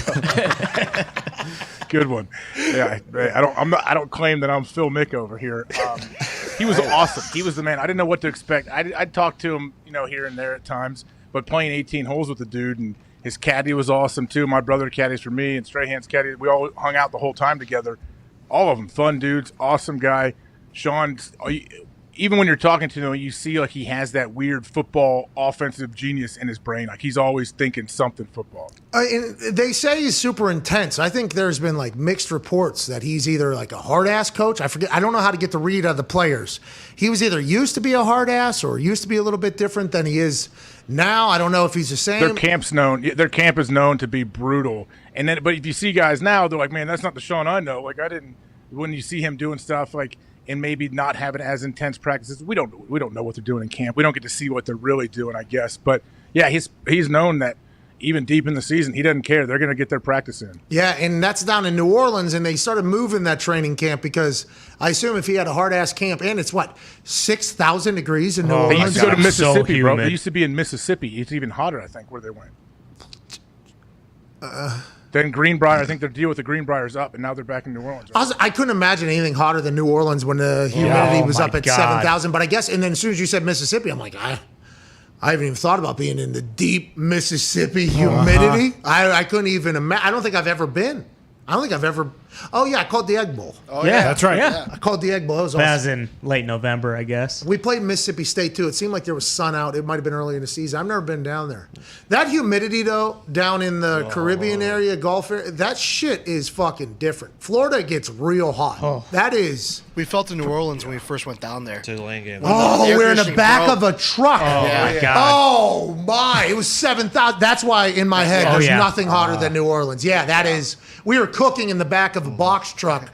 The air conditioner broke. Yeah, we were actually cooking in there. It was 7,000 degrees doing a show. It was great. The show was, I'm sure the quality was fantastic. I'm sure. That's how little kids die when they get stuck in a car or their parents leave them without the air on. Yeah, we were like the dogs that get left in your car during the summer, basically in the back of a box truck. It was. Fauci? No, Fauci, I thought was just shooting beagles. Well, okay. No. That is, he was trending the other day right below FanDuel is Family. Hell yeah. By the way, if you won the FanDuel is Family contest, look for Mitt to tweet you and message you on Instagram at some point today. That's a lot of pressure on Mitt. Oh, yeah. He does a great job with Handles it. it well. He does. That's a lot. He's got to pick like 50, 60 winners every week, give away like 10 grand every week. He's got to go through the entire thing, get their information. That is not easy to do. There's a lot of entries. Maybe say thanks. A lot of ingrates too. Yeah. Thanks, Matt. Sorry, I didn't know my mic was on. Oh, you're talking about the people that win. Yeah, just an idea. Yeah, there's never a.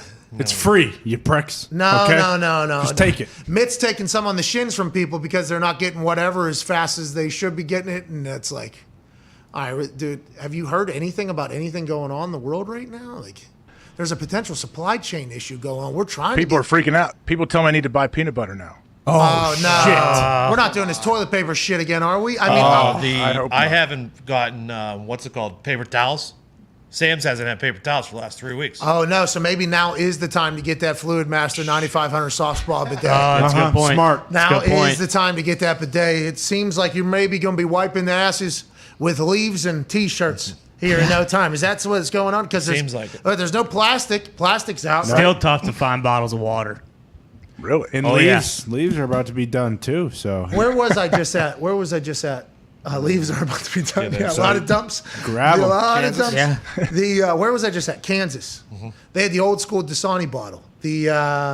Okay. the more sturdy bottle. yeah. Does that make sense? Yeah, not the What? like nice Flimsy one. cheap one that with the Dasani wrapper on it Which that is they're now, doing now. Yeah, which they're doing now because I think it's all plastic shortage that's going on. People are saying like for Christmas shopping and holiday shopping and all that shit, they're saying it might be a real. Who starts that though? Who started that? Because now it just becomes a thing that everyone, even if it wasn't going to be a thing, they make it something. Well, it definitely was a thing for the last like 18 months, I'd say, whenever it came for like our company, merch wise, the back end getting access to. Well, there's 400 ships sitting outside like the LA port trying to get in. I know that's. Is this still fallback from that ship? So that Part of it. that canal, I guess, is a part of the Still problem, is. and there's a bunch of shit going on elsewhere. Yeah, it is though. That's where it all starts, is in those boats. Walmart and Target, I believe, are the corporate contributors to this that I read about. Fat cats. To help it- to make it better or they worse? wait like 7 days to respond to an inquiry about, hey, like we need to get this fucking shit going, and it's all backing it up. That happened? Target and Walmart. Really? The Bezos should step in. I'll send it in.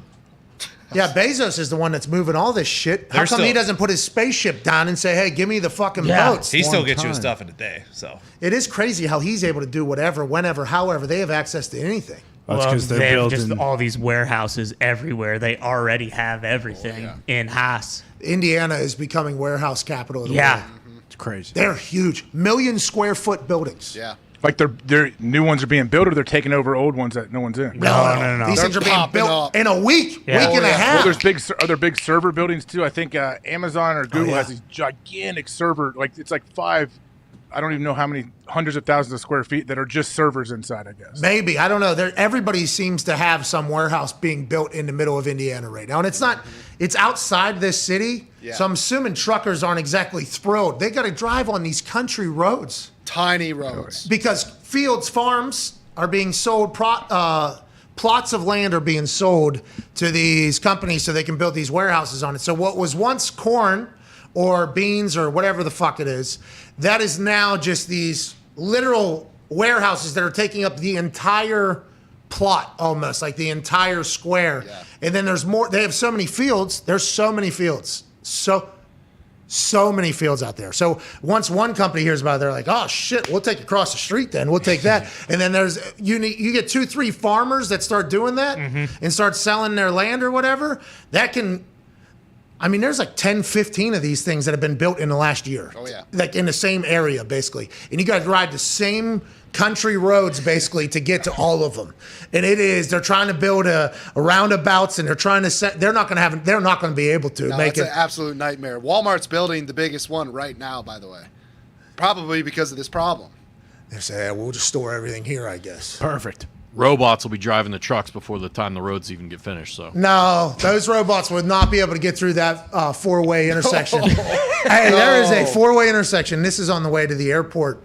So I have to go through there, and Foxy lives in the area. So Foxy has all these warehouses being built up around his house that he just bought. Yeah, they didn't tell me about that one. Yikes! He had a It's great got to view. help, right? Doesn't that help with your value? Oh, he had such a good view. It was like, like an awesome, it seemed like, and that is going to be a building in, and he knows it, and there's nothing he can do about it. There's nothing he can do. His neighbors, by the way, in the area that he lives, none of them can do anything about it because the same farmers that sold the property for that particular housing thing to get built, They also own the property that's potentially going to be a motherfucking 10 warehouses. There's a row of 4 houses, and one guy said, no, you're not buying this land. Other 3 houses said, yeah, let's go. Buy my house, buy everything. So now all of them got fucked because of one stubborn old guy. Well, and by the way, there is like a couple houses in between these massive warehouses. And there's the rocking chair on the front. You know, and there's like, they ain't going anywhere for this. Good for them. Good for them standing their ground. But they have 45-minute to hour-long drives to store now. Yeah. That used to be 4 minutes, is now trucks backed up behind trucks with locals, neighbors, cars all through there. They shut down the biggest road because they wanted to make it bigger. In doing so, all the smaller roads now are being, it is a nightmare. But hey, Amazon will have your shit. That's right. And guess what? Yeah. That's business, baby. That is. Fox is probably going to have to sell his house and move soon. Unless a robot just takes it. What is your deal? Ain't no robots doing that stuff. I don't know. You see, they got the dogs that have 50 cows mounted to their backs now. No. Yeah. 15 years. Police Accurate, departments too. are going to be trotting those things out before no time, and they're just going You to got go a picture? crazy. I haven't seen it either, AJ. A dog with a 50 cal? What is this? Yeah. GTA? Yeah, it's real. It's absurd. What are you? This is real life? Nah. It is dangerous. Nah, who made it? I'm assuming, Probably some guy with a big Boston brain. Dynamics. Yeah, Boston MIT, Dynamics makes Boston those ones Robotics. that look real. No, those are ones that dance, right? They dance and Yeah, they do that they stuff. dance. Yeah, they're cute. Yeah, I This believe one the has been military. bred to kill. Yeah, the military already has a couple. Jeez. There you go. Who's in charge of this dog? I mean, that's an absolute Itself. cannon on its back. It's AI Yeah, itself. they're communicating with each other. You know, no, these things talk no. to They each don't know other. how to. They don't know how to talk to anybody. Who's controlling No, this? someone's controlling that thing. Whose dog is this? Whose dog is this? Wait until you illegally park somewhere and this thing shoots you in the head because it's just done with you. So this is a city police department's dog? Oh, yeah. This is the new canine car? Yeah, this is the canine unit. Don't run a stop sign. It will put a hole the size of a beach ball in your body with that. Where's it sniffer to smell out the drugs that I potentially have on? Doesn't need a sniffer. Yeah, it has 'cause X-ray vision. It can just see right through your Yeah, pocket. this stupid dog. I'll kick it over on its side. It Well, won't be able to do it. I'd be careful doing that. No, you got to attack it like Steve Irwin used. Rest in peace. Moment of silence. Like he used to attack those crocodiles. You got to come from the back on this This thing. thing's got an electronic force field around it, so if No. you touch it, it fucking No, I think it's launches like you 100 I feet. think it's like a bear. It can't turn left. You know, some bears can only turn left or turn right. They're like NASCAR drivers. You just got to go from the other side so they can't see you. You've been watching too many of the outtakes and the bloopers of these videos. You're not watching the real ones. Of what? The These- highlight packages. Of these things? Yeah. The dot doesn't have to turn. The gun just rotates. Nah, so. dude, I throw my pillow at my front door, at my door in my room, shuts it. Give me a fucking pillow, I'll knock this thing over right from the side. One of those things that will turn sideways, that thing will be like a ninja star. Boom, dog on its side. Now, it is dangerous. Like when you have a firework, you know, out here in Indiana, you can buy a bunch of fireworks, like little, Whole mess of you fireworks. can buy blocks of them that shoot off like 9 at a time. Boom, boom, boom. You know, those things turn sideways. Oh, yeah. It is a problem, okay? Yeah. And you do have to potentially run. And there was a moment where me and Kobe Fleener were running through a field, and there was fireworks exploding around us. It was a wild time. I understand that could happen when I knocked this dog over with a pillow throw from the side. So everybody just needs to stay away from the mouth of the dog that's shooting fucking grenades. All right? If you knock this thing over, it's going to turn into Red Protocol, and it will come hunting. See, I don't even know what that means. Or it's just going to self-destruct and blow both you up. Can this thing sniff COVID, AJ? Is this thing a COVID sniffing dog? We need more of these then, if that's You the would case. hope so. What they trained like 4 dogs to sniff COVID, then they just stopped. Like, what happened with Remember the Miami Heat rolled that out. Yeah. Hey, we're going to have, hey, don't worry about coming to the game. All right, get a little bit early because there is a dog sniffing line that you have to stop through. It's going to hold you up 5-10 minutes depending upon if you have COVID or drugs on you. Okay, what do you have? We have COVID sniffing dogs. That was 8 months into the. Yeah, it was real. And it was like, how come we aren't getting more of these dogs? Objective number 1 is getting fucking Caesar, the dog whisperer, to all the dogs that he can get to and gets COVID on their noses. Yeah. What are we even doing? And then they kind of put that on the back burner, it seemed like. And then now I just heard of them again. I guess there is still these. How come that wasn't the answer? Dogs have shown up in humans' lives for a long time and saved the day. Of course. It seems like down in Miami, they had a couple, German shepherds that said, hospital. Yeah. Hospital. Hospital. How come we weren't trying to recreate that? I can tell you why. Why? Well, a certain doctor wasn't making money off of those Oh dogs. my God! So you can't. When did you get in there? What is this? I know. Dr. Gump has a list. Oh yeah. I know Connor sometimes in there. You. Yes. Way in that internet. And then all of a sudden now you. Welcome, My list is Tony. short and distinguished, just like my. Your Johnson? Go on. Penis? Brain turn off? Are you talking about your penis? No. Okay. You were talking about like your You were referencing a person. your cube life? Cube life. Yeah, your cube life. Short and distinguished. Didn't Trent Dilfer cured COVID at his football facility, didn't he? Oh, they had the anti-COVID spray. We know why They show that spray on the NFL commercial. It's actually pretty cool. It was just Windex. Yeah. He had like a, it was almost like a fire hose. You got the thing spraying out it too. It looked like he was going gardening. He wasn't. He was killing things, not growing things. You know what I mean? He was taking COVID out. But those dogs, I will still not understand how that was an objective 1 through fucking 10 million for how we get out of this thing. I think once they found out, you just need a little bit of Jack Link's beef jerky or something, kind of throws the scent off. They were, letting a lot through. Like, oh shit, actually 40 people in here had COVID. All right, let's talk about football. Oh, beef jerky in their pockets. All right, listen, those dogs do not get distracted by beef jerky, okay? These dogs are smarter than you. You all right, you son of a bitch? Take it easy on these highly sophisticated. They send some dogs through like Navy SEALs training. Yeah. Oh, yeah. Fauci heard that there were dogs sniffing COVID, and he said, no way. Oh, come on. I will put my Why? 40 caliber bullet right through that thing's head. All right. Why wouldn't he want the dogs? He's killing beagles. AJ, shut up. Hey, wait, why was listen, AJ? All right, we don't need it. All right, we don't need that to continue. Who knows what is what? I'm just curious. Sorry, guys. I'm asking questions that I'm sure viewers have. Yeah. Hey, this is not false information. This is stuff we've seen. This is talking sports because there was a Miami Heat game. Yeah, and the Miami Heat had the answers. Yeah, and then tell Mad Dog that. All of a sudden, to put a cherry on the top for the dogs, it was in Paris. Yeah, you can figure out 97%. So somewhere in Paris, there's a bunch of dogs. They're COVID sniffing dogs. So the French are holding out. Belgium. That was probably the Typical French. The Belgium. What's that all about? They held out. How come? They always hold out. What is the deal? Think about the American Revolution. They came so late to the party, they just had to clean up all the aisles in the sea. I mean, it's been going along. What about the Tom's River? That's right. The Tom's River, New Jersey? No. That's Thames. Thames. The Thames River. Thames. Yes. Yeah, there it is. They had some war over there. They had a French Revolution. Yeah, they did. I mean, they did cut the heads off of I believe, the king and queen of the time. You know more about this than me, it appears. I did have to take elementary French for 5 years, so a lot of French knowledge. Hey, me too. I took a lot of French classes as well. I did not know anything about that. Oui. Hey, oui. Ça va? Ça va bien. Et toi? Ça va. I could have said come see, come saw, saying I'm all right because we're not talking about sports. We need to get back into that because I'll tell you what, those waters over there are treacherous. But I think we had the dog. I think we had the answer all along, and I hope history tells that story. Let's talk about some things going on around the NFL. Andy Reid said, I'm seeing things I've never seen before. AJ saying, I'm seeing things I've never seen before, and that is very fair because I think the Chiefs have looked like a team that we haven't seen before since this new Chiefs has been created. This is via the Kansas City Star at KC Star. Do we have independent newspapers still, or are they all owned by The Athletic? I think they're still. Yeah.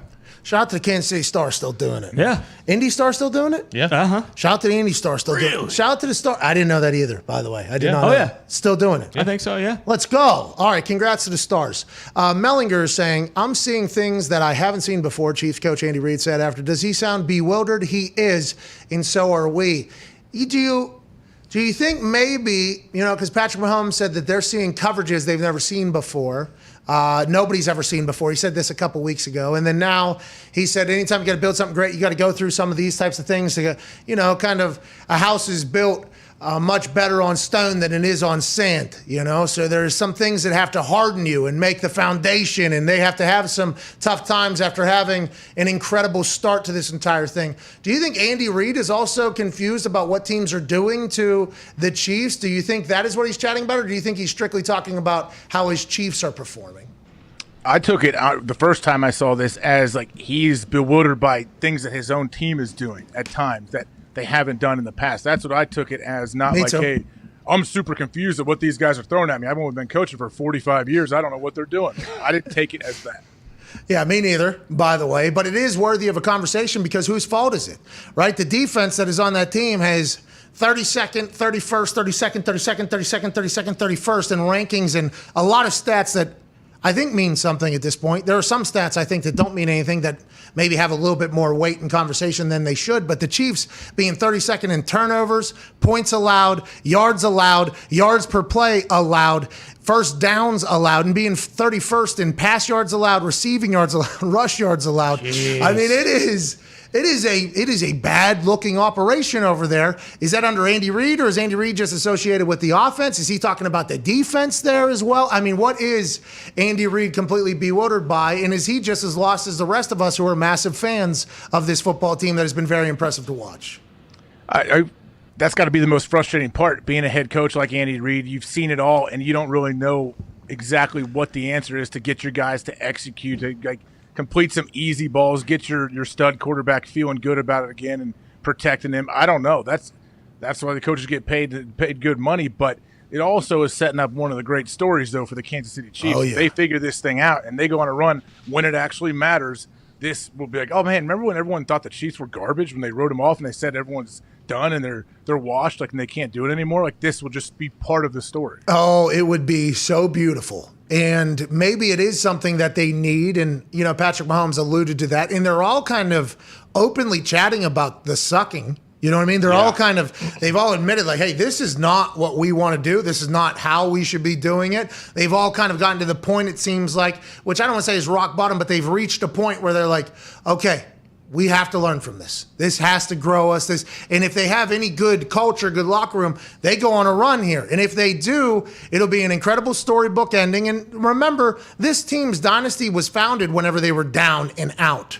Remember that playoff run when they were down 20, down 10, down 14? The reason why they became beloved by everybody is because they were able to flip a switch, come back, and win. It was like, oh, these underdogs, these come from behind guys are kind of taken over everything.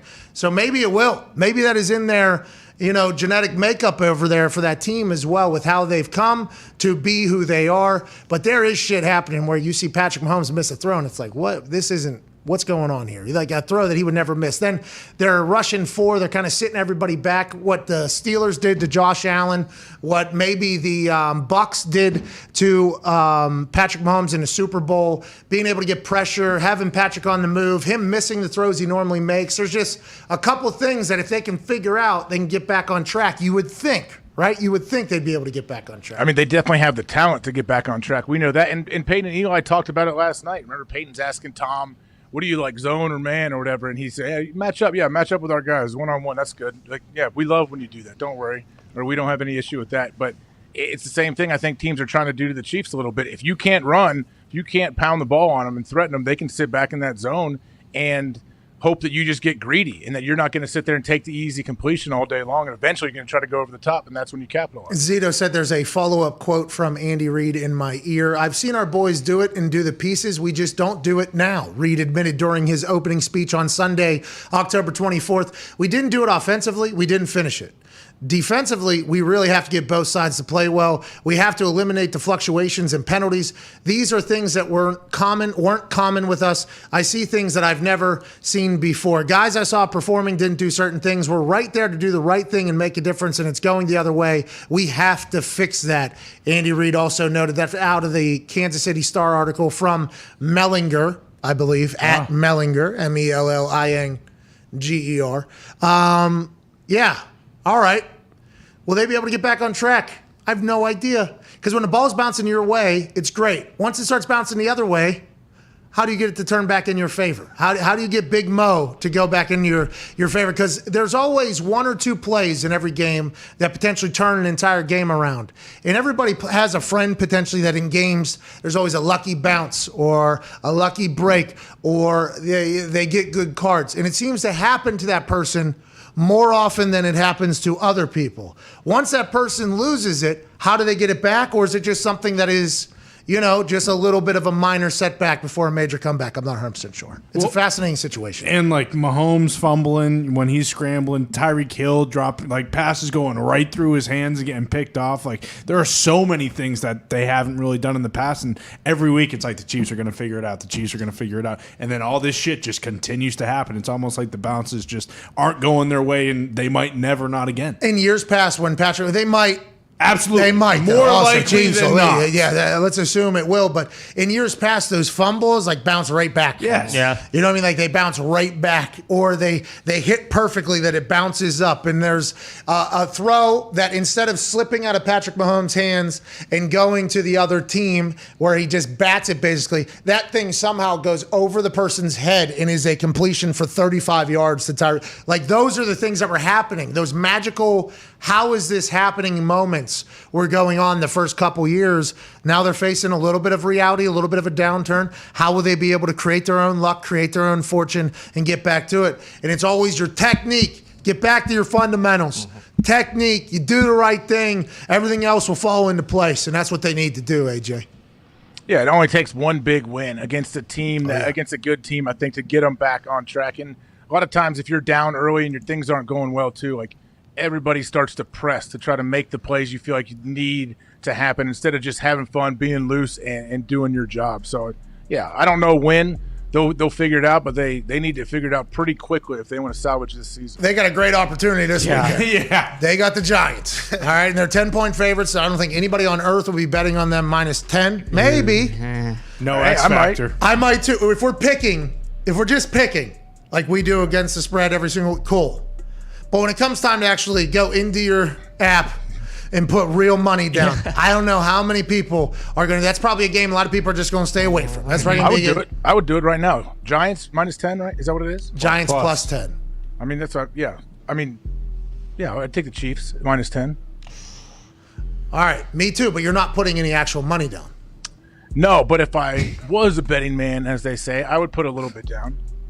Okay, but also as betting people, you and I, you know what I mean, and everybody here, there's some games you should just be like, all right, I'm not going to bet on this game. Eliminate that one. All right, I'm not going to bet on that game. That feels like a potential one of those games, unless you know something that, and AJ might, because he's been there, done that with football teams. They might come out and blow the fucking doors off of the Giants. Yeah. All these conversations, Andy Reid saying, I don't know what's going on. Patrick Mahomes saying, we need these moments. Travis Kelce coming. I mean, that is maybe, you know what? I'll put money on it too, AJ. We got the Chiefs in a bounce back game this week. Wow. Hey, the Chiefs are back. X Factor's still fucking gone, but the Chiefs are all the way back. They had a game of silence for X Factor super fandom being over, all right, because he had turned into a monster. Chiefs are back this weekend. I love it, AJ. I fucking love it. Hell We're back yeah. in 4 minutes with, listen to this. We got some incredible graphics. We're going to talk about the leaders of the NFL thus far and who's maybe going to take a turn. This is a real sports show, AJ. We'll see you in 4.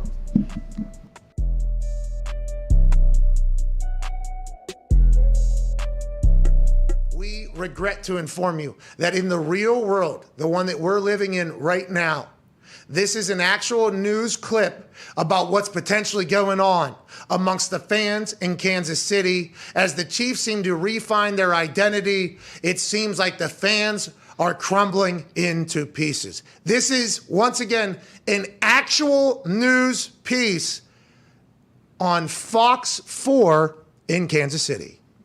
Well, if you spend any time around here on game day, you're likely to be aware of at least one of these men. The man known as the X Factor has been around for decades. He's the one seen in the video getting knocked down by another man who the people of Section 129 may know as Red Extreme. There's X Factor. Here it is. This Chiefs! is about 6 years ago, meeting and whooping it up with young Chiefs fans. And this is X Factor today. Oh, no. What? Only recognizable by his foam hat. What? The Broncos colors from the hospital. They kicked me out. of Arrowhead. First time ever X Factor's been kicked out. Third person. We don't have permission to show the video of the X Factor falling after an apparent punch, but it has nearly 1 million views on Twitter. The X Factor explains what happened from his perspective and who is involved. He's my old apprentice. I actually made him famous. Gave him the name Red Extreme. I saw him come run up the stairs at me, and he had that look, I'm going to kill you. And so I tried to grab his jersey to stop him and talk to him, and he, like the movie Friday, he deboed me one punch, and I saw stars. They took me to triage at Arrowhead, checked me out.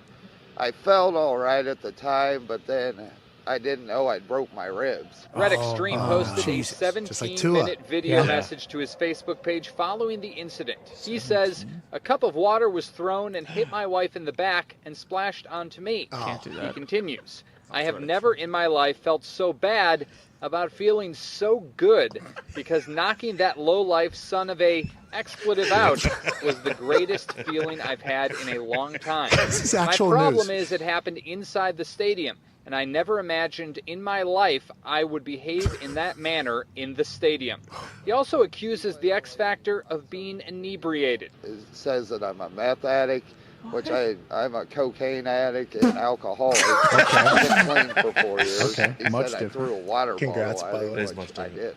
And I flipped my car a week ago Tuesday. So it's been a wild week. What? Wait. This makes me stronger. Jesus was persecuted. Of course. I'll come back fighting. Is looking to press charges at this point, but throughout the day we did try to connect directly with Red Extreme, but were turned down. However, immediately before our broadcast we spoke by phone, and he stressed that anything that the X Factor says should be taken with a big dose of skepticism, and that he himself actually stepped away from the superfan community because of his distrust and distaste of X Factor's behavior. Wow. All right, Jacob Kittle. Thank you, Jacob Kittlestad. Thank you, Jacob.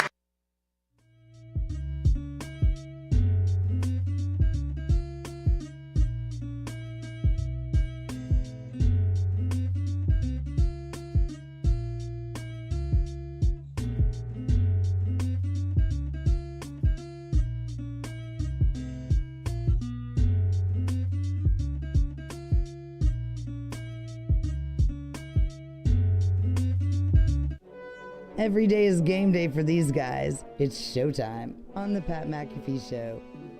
Welcome back to that show. AJ Hawk joining us from his attic in Ohio.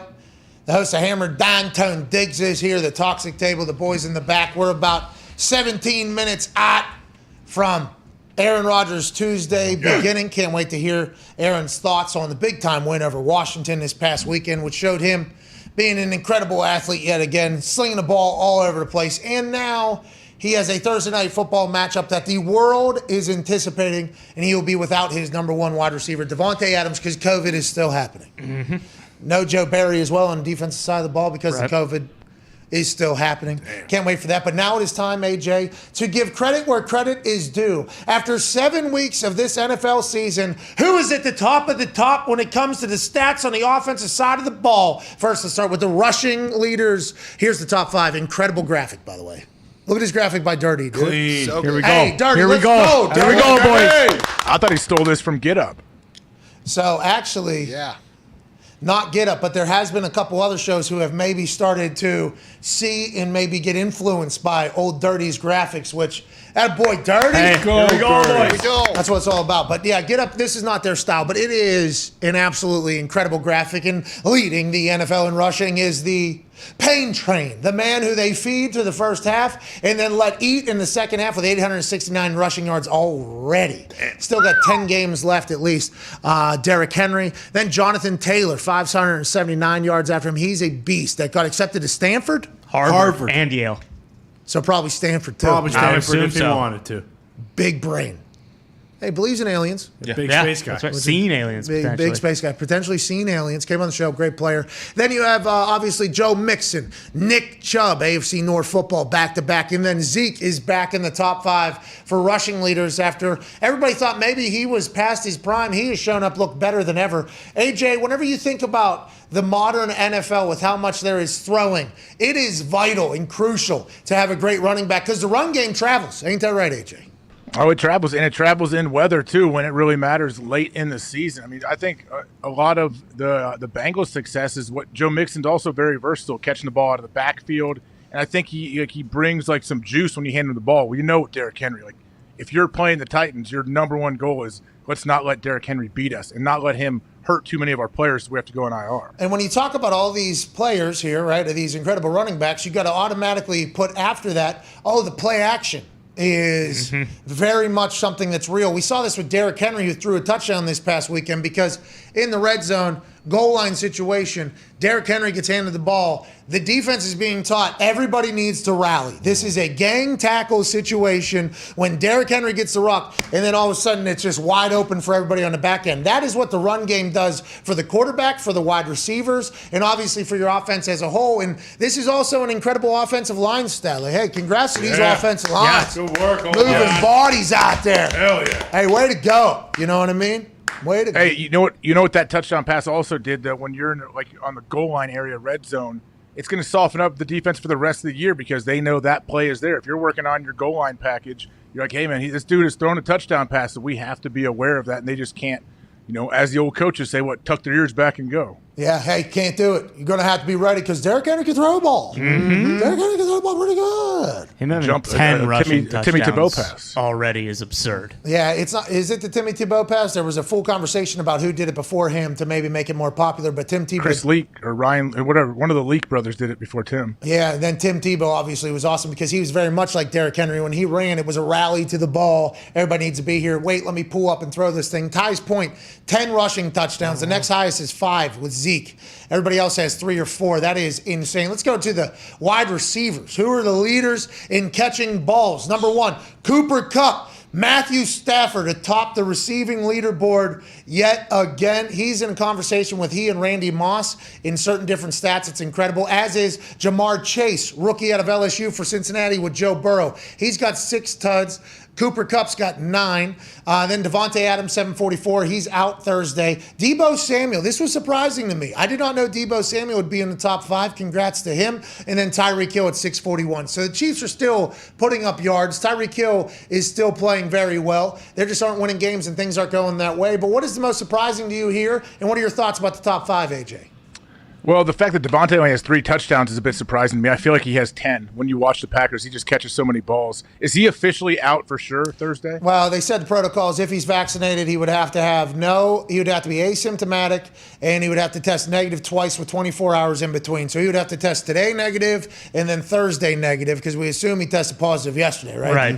And Thursday Night Football, I guess they were in ramped up protocols. You're getting tested every day or something like that, and masks. Something happened where protocols were maybe tightened down. Maybe it's because Joe Barry tested positive. Could have been. I'm not 100% sure, but it seems like Adam Schefter alluded to Devontae not being the only one that's going to be out. Whenever he broke the news last night at halftime or maybe before the game, Schefter talked about it. Look for potential more, but as of now, it's Devontae and Joe Barry is out. Maybe just because the thought if those two are out, everybody's going to be out. But that is massive. We will talk about that with Aaron here in about 10 minutes. And now let's get to the quarterback leaders in yards and tuds here. Tom Brady leading the NFL in pass yards at 2,275, and he has 21 touchdowns. Damn. 7 weeks in. He said last night, I thought I was a cold weather quarterback, but then I came down to Florida. I think I'm a warm weather quarterback. Everything's better. The joints feel better. The offense, he has all the weapons that he could possibly need or want. The offense revolves around him. He has say in things. It seems like that team's all in on winning, and he is thriving. Obviously, he threw his 600th touchdown just the other day, got his ball back, gave God Bitcoin. Whoa. That's right. Yeah, Bitcoin jersey, some other shit. Then Derek Carr. Okay, Derek, 2,269 yards. Stafford in third at 2,172. Patty Mahomes, still top 5 pass yards even though they're in the middle of quite a rut, 2,093 yards, and then Kyler Murray at 2,002. Aaron's not on here, although Devontae is. I think it's potentially because of week 1 debacle, but there's a lot of good football happening, even though last night we watched a terrible game. There's a lot of good quarterback play, too, in the NFL. Yep. And I think the surprising thing is Brady with 21 passing touchdowns already. Not surprising because he is unbelievable. But, yeah, I look at that more than I do the yards. And if I was that guy that had the ball, I would have negotiated. I'd say, no, you don't need to give me anything. Just give me one Bitcoin and some equity in TB12, and I'll be good. Ooh. Well, and then how about a date with Giselle? You know? Okay. I mean. What was that? He was hammered. Yeah. We have to take everything that he says with a grain of salt. I don't even know how that is your first thought. Okay, and then not even being your first thought, then also being like, yeah, let it fly. Saying. Well, you weren't 12 Coronas deep by halftime. Yeah. I mean, I have some milligrams in me most times I'm speaking, and I guess it's much different than that. That was wild scene there. But anyways, yeah, the guy made out. I don't know if he's going to get any of TB12. I think that's just Tom and Guerrero, and they're going to continue to grow. But congrats to Byron, I think his name. Brian. Whatever his name was mentioned on the Manicast as well. Good to him. Shout out to him. Shout out to Tom for all the success. In 6 minutes, we'll be back with another rendition of the show that is spoke about all around the globe. Aaron Rodgers Tuesday.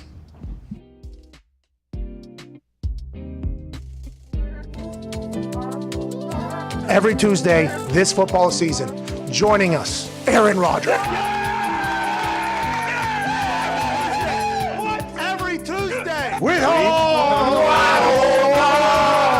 That doesn't get you going for a game? Are you kidding me? No, but I have a funny Creed story. So, in 2007, we're playing the Dallas Cowboys on Thursday night. We're 10-1. I have long hair, and I'm a backup. And before the game, we walked down the field, and I don't know if it was on purpose, but our intro song was Creed with Arms Wide Open. I looked to my buddy Nate Weir, and we both said, this is going to be a good night.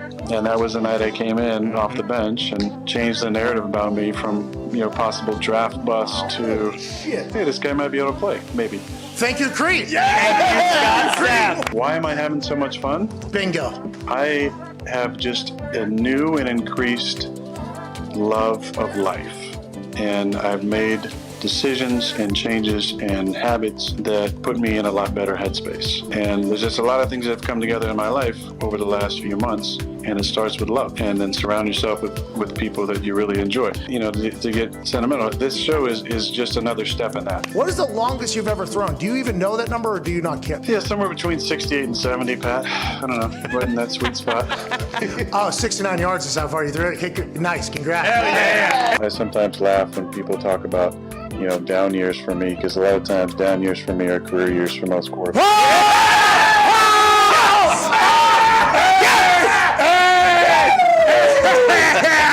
That was awesome! You said in the interview that you would add an extra finger to your scotch drink or whatever.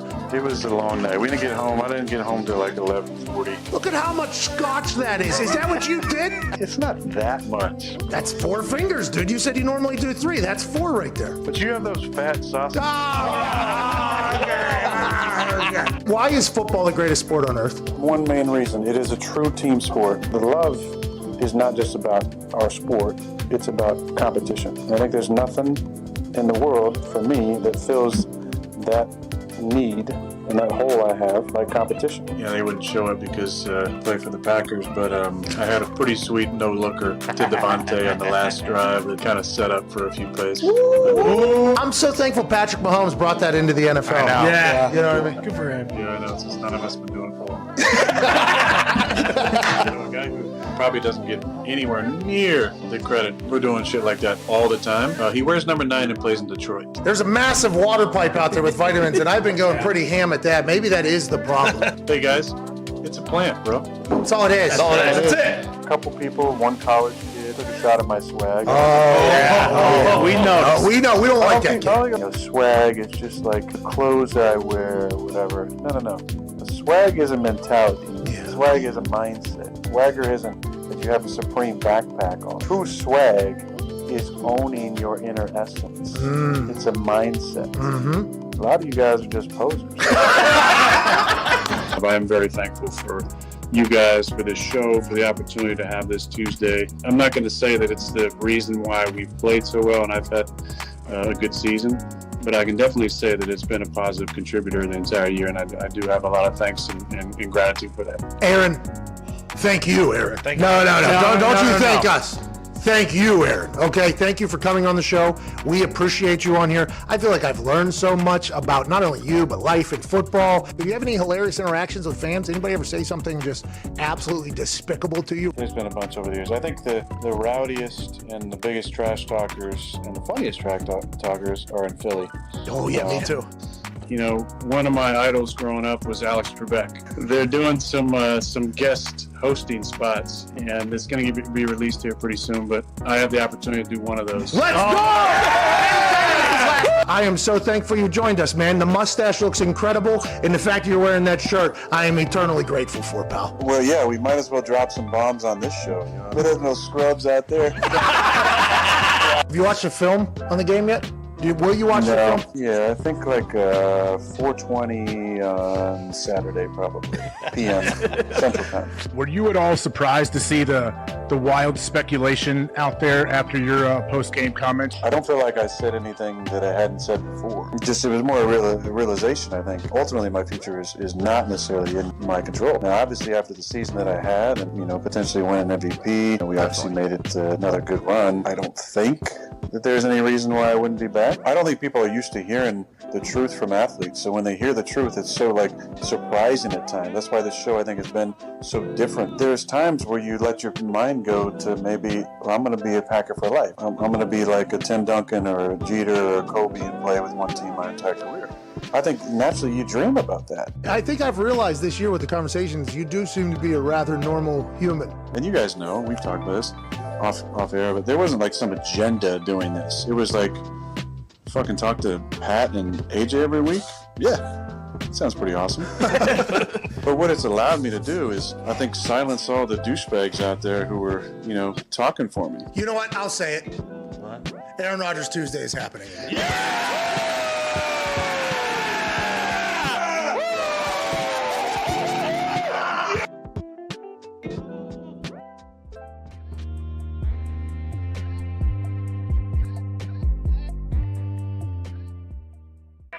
The Pat McAfee Show.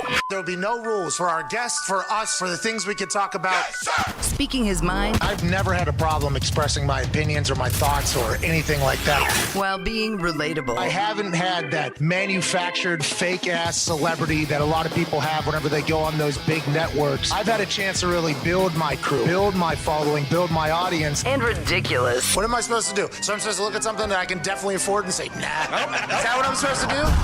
The Pat McAfee Show starts in 3, 2, 1. Welcome back to that show on this beautiful Aaron Rodgers Tuesday, October 26th, 2021 years into counting years. Starts now. Yeah! Can't say after the year zero because there are reports, I guess, that there was no year zero. We don't have enough time to dive into all of that because today is a beautiful day. This morning, when I woke up, the air was a bit fresher. The sky was a little bit brighter because we knew that today we get a chance to chat with the current reigning, defending MVP of the NFL, coming off another win, 6-1, heading into a Thursday night matchup just 2 days from now that the world will be watching. He will be without his number one weapon in Devontae Adams unless some magic happens in the COVID testing protocols. Joining us, Aaron Rodgers. Yeah! What's up, dude? Hey, guys. Hey, it's good to see you at work right now, man. Yeah, man. It's Thursday night game, bro. So I don't even know if we should ask you about the last game because you're so focused on the next game, but we got to chat about a couple things that happened. I heard you woke up with a sore back on Sunday. Is everything all right? Are you hurt? Are you old? What's going on? Saturday, my back got a little bit tight. Look, I don't want to blame the hotel at all.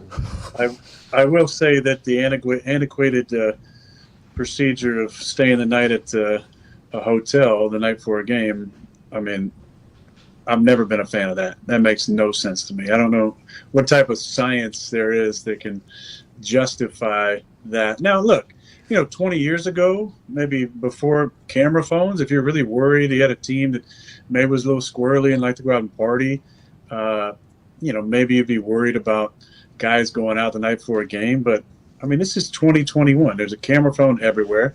Nobody's going out anywhere. No one wants to do it. They just want to sleep in their own bed at night. I think that's the whole thing. Nobody's out there ripping cigs at the bar, hanging out with AJ, pouring out drinks like you used to back in the day on Friday nights. Nobody's doing that anymore.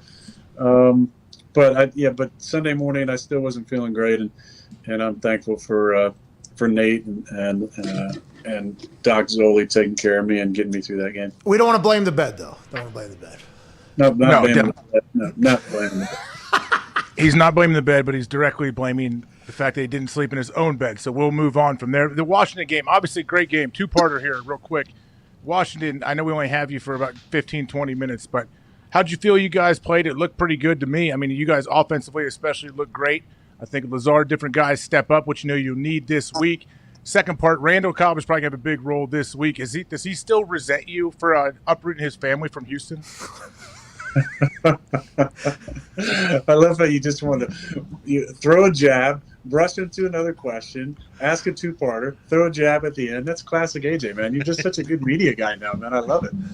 Yeah, you've been training this guy up good, man. This is really, I enjoyed your questions yesterday. I watched a segment with Dana. That was pretty awesome.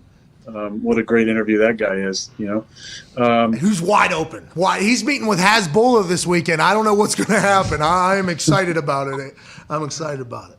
Look, I'm happy with the way we played on Sunday at time. That's a good front. Obviously, Chase Young and Montez Sweat are studs off the edge. We didn't handle it great, maybe starting the game. We had a nice 2-minute drive, then a turnover, and next thing we're up by 2 scores. Then we had some field position stuff. We got backed up and didn't hit anything. And then kind of stalled there in a couple of possessions. Our punter for the brand has had a nice season. Hell had a yeah. couple good field-changing punts for us, and we were able to get that thing to a 3-score game there. And our defense played great, especially in the red zone. Hold them to, I think they didn't score any touchdowns after they'd given up a touchdown like on every possession leading up to that. So fantastic job by the defense. They're going to be in a pinch this week without the coordinator, so it'll be interesting. For them. Hopefully we get Preston back this week. Hopefully we get Marquez back this week. I'm not sure what David's status is going to be because we really don't have practices. So as far as Randall goes, I think he's pretty happy to be on a 6-1 team. As he should be, and I think as you continue to work him into the game plan, it's fantastic. And AJ alluded to Thursday night without Devontae being a problem. And before we even get into that whole discussion, which I'm sure there will be a good one about it, the pump fake dodge this weekend in the pocket, and then a little skirt, and then the athlete. Hey, the internet almost stopped. You look like fucking Chris Angel in there, dude. You look like a magic man avoiding tacklers, and then you're in the back of the end zone, and your tweet to Orlovsky, legendary. You're laughing in the face of being 7 yards deep in your own end zone in the middle of an NFL game, which is like maybe the most high stress. Randall Cobb jumps off sides, trying to make an emotion. You just seem to be more calm than ever. You seem to be more happy than ever, and I don't know if this is just me with recent history bias. Is there a reason that you seem to be having the time of your life when it looks like the world is burning right around you in the game? Well, I love football. I'm invested completely in this season. Oh, really? I am. I know it's surprising. Life's been really good, man. I love our Tuesday chats have been great. It's been fun to have some new guys in the mix, some new teammates, get to know them, and get to know some of the older ones a little bit better to, build those friendships. It's been great working with the staff. I love the staff. It's such a great group of guys to work with every single week. They make things fun, and they reinvent themselves every single week with presentations and jokes and things to keep guys interested. You just absolutely love. And obviously winning carries a lot of that. We had a rough first week, and the world outside the facility was kind of on top of us. And I'm just so proud of our guys to stay the course and to not panic and not, start pointing fingers and the other bullshit that usually happens when you have a dud like that and maybe in other places. But we stuck together. We won 6 in a row. We've been playing obviously a lot better. All 3 phases, I think, have been playing improved football. And it's a game, man. You got to have fun with it. and you got to enjoy it. And watching Randall try and escape that false start was amazing. How can you not laugh with that stuff? And with Ioannidis chasing me out of the back of the end zone, and I kind of lofted that ball over to AJ Dillon, a little bit of a dicey throw there that he almost caught, and then I think Matt was like, "Oh, you were almost out of bounds there," and immediately I was like, "Man, I avoided that Dan Orlovsky right there." That's awesome. And I saw that tweet. I said, "I love Dan." Dan and I roomed together at the Elite 11 quarterback camp back in 2000. And man, what was that? Early 2004? It was 2003, and became fast friends. And it was a great group of guys. You would have loved them, Pat. It was Jason White and Kyle Orton and Dan Orlovsky and Brad Smith. Who else was there? It was a good group of guys, but Orton, Derek Anderson. If I said Derek Anderson, Dan Orlovsky, Orton, Jason White, myself, Brad Smith, there was 6 of us. But watching Orton and Jason White, man, those guys are characters. Those guys are hilarious, man. They really like to get after it a little bit. But Dan and I became buddies, and I love, Dan does a really good job on TV. I've told him that before, but he brings some real knowledge to the table, and at the same time, I didn't want to be in the same sentence with him about running out of the back of the end zone. So I'm glad that didn't happen. Yeah, that's smart, and that's the proper way to think. And I'm happy in the big moment you realize that as well. When the heat was on, I do not want to be the Jared Allen, Dan Orlovsky gif. And you almost, that could have been pick 6. I think that's why you said dicey, but you almost completing that pass, then laughing and smiling about it, just made me think, man, this dude has no idea about the pressures that a lot of other people on the field probably feel. And it's fantastic to watch. It's been a lot of fun. Now let's change our focus to Thursday night here.